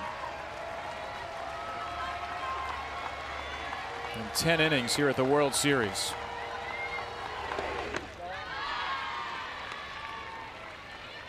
And a Stanford team that has hit just 26 home runs, that has scored just 5 runs in 4 games at the World Series. Going to have to find a way to get 2 against the best pitching staff and the best defense in the nation. 2-2 for Lim. Will work it full.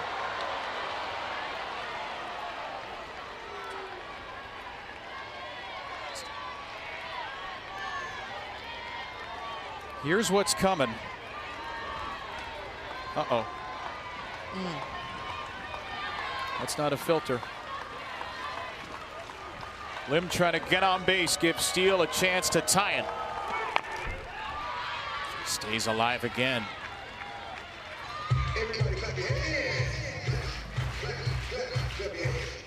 Jessica Allister's team at the World Series for the first time in 19 years. Led this game 2-0 after 1. Head in a 2-2 tie from the third inning on. Have not been able to solve this Oklahoma staff. And Lim strikes out at a foul tip. One away in the ninth. It's 3 strikeouts in a row for Jordy Ball. That rise ball has been working this game for the majority of them, and she gets Lim. Chase this pitch, good location. Actually looked like Kenzie Hansen was setting up on the outside corner. It ends up going inside, but good enough for the strikeout anyway. Now Steele can not tie it. Strike one. Rise ball in this game has just been jumping for Ball. Could be the last at-bat of Sydney Steele's career. He'll be working on a master's in laboratory animal sciences. Will be just a student next year. It's been a 4-year starter for this program. A senior class that they are going to remember forever at Stanford for bringing the Cardinal back from the dead to the ranks of the national elite. Most wins in 14 years. First World Series in 19. It's on the brink, though. Strike 3 to Steele. 4 straight strikeouts for Ball, and now Oklahoma needs a single out.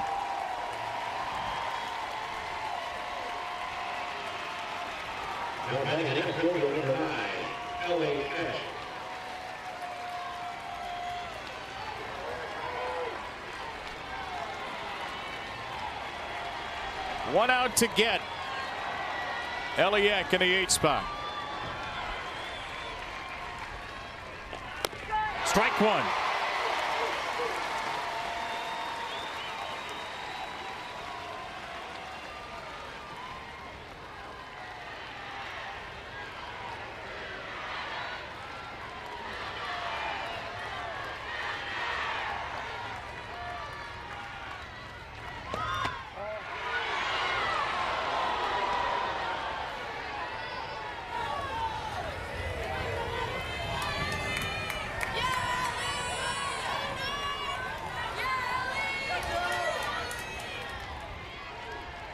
Game winner stands at second with Jordy Ball in the circle, who was built for moments like this. 1 strike away.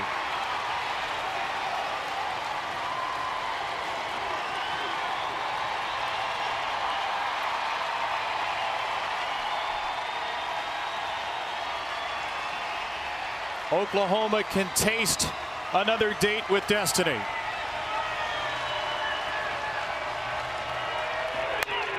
In the air to left field, Riley Boone is there, and Oklahoma does it again.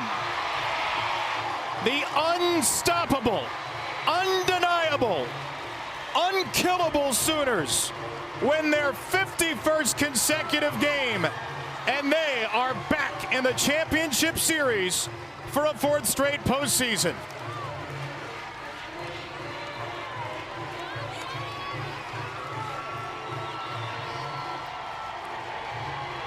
An epic season and an epic performance from Kennedy and Vaughter and the Stanford Cardinal.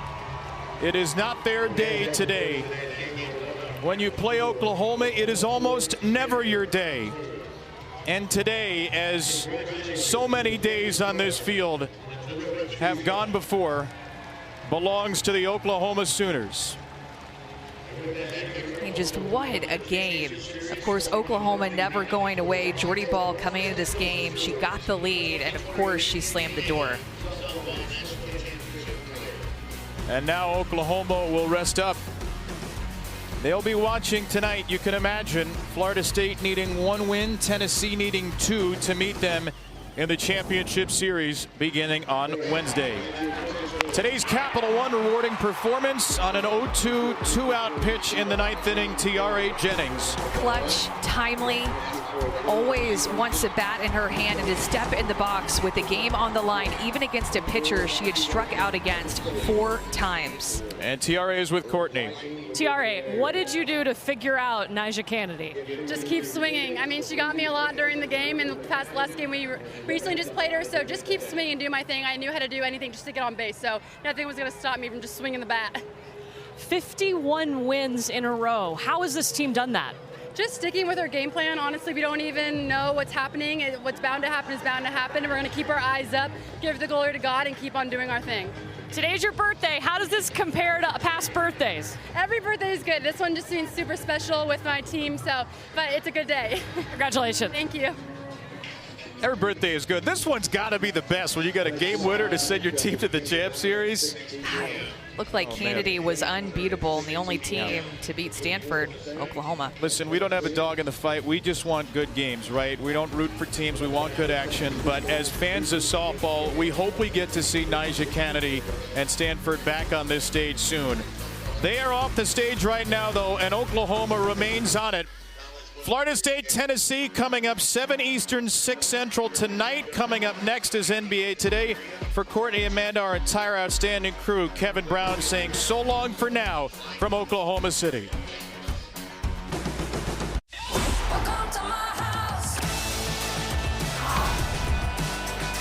Amanda Nunes, the greatest women's mixed martial artist of all time. She is just next level. There is a new bantamweight contender. It's Irene Aldana. She believes this is her time. 2 of the very best, hoping to lead as the #1 contender. Welcome to my house. Oh.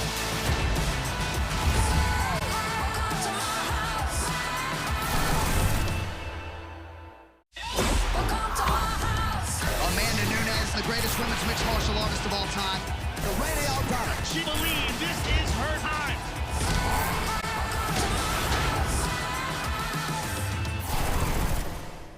Finally ready to go. The College World Series in Omaha.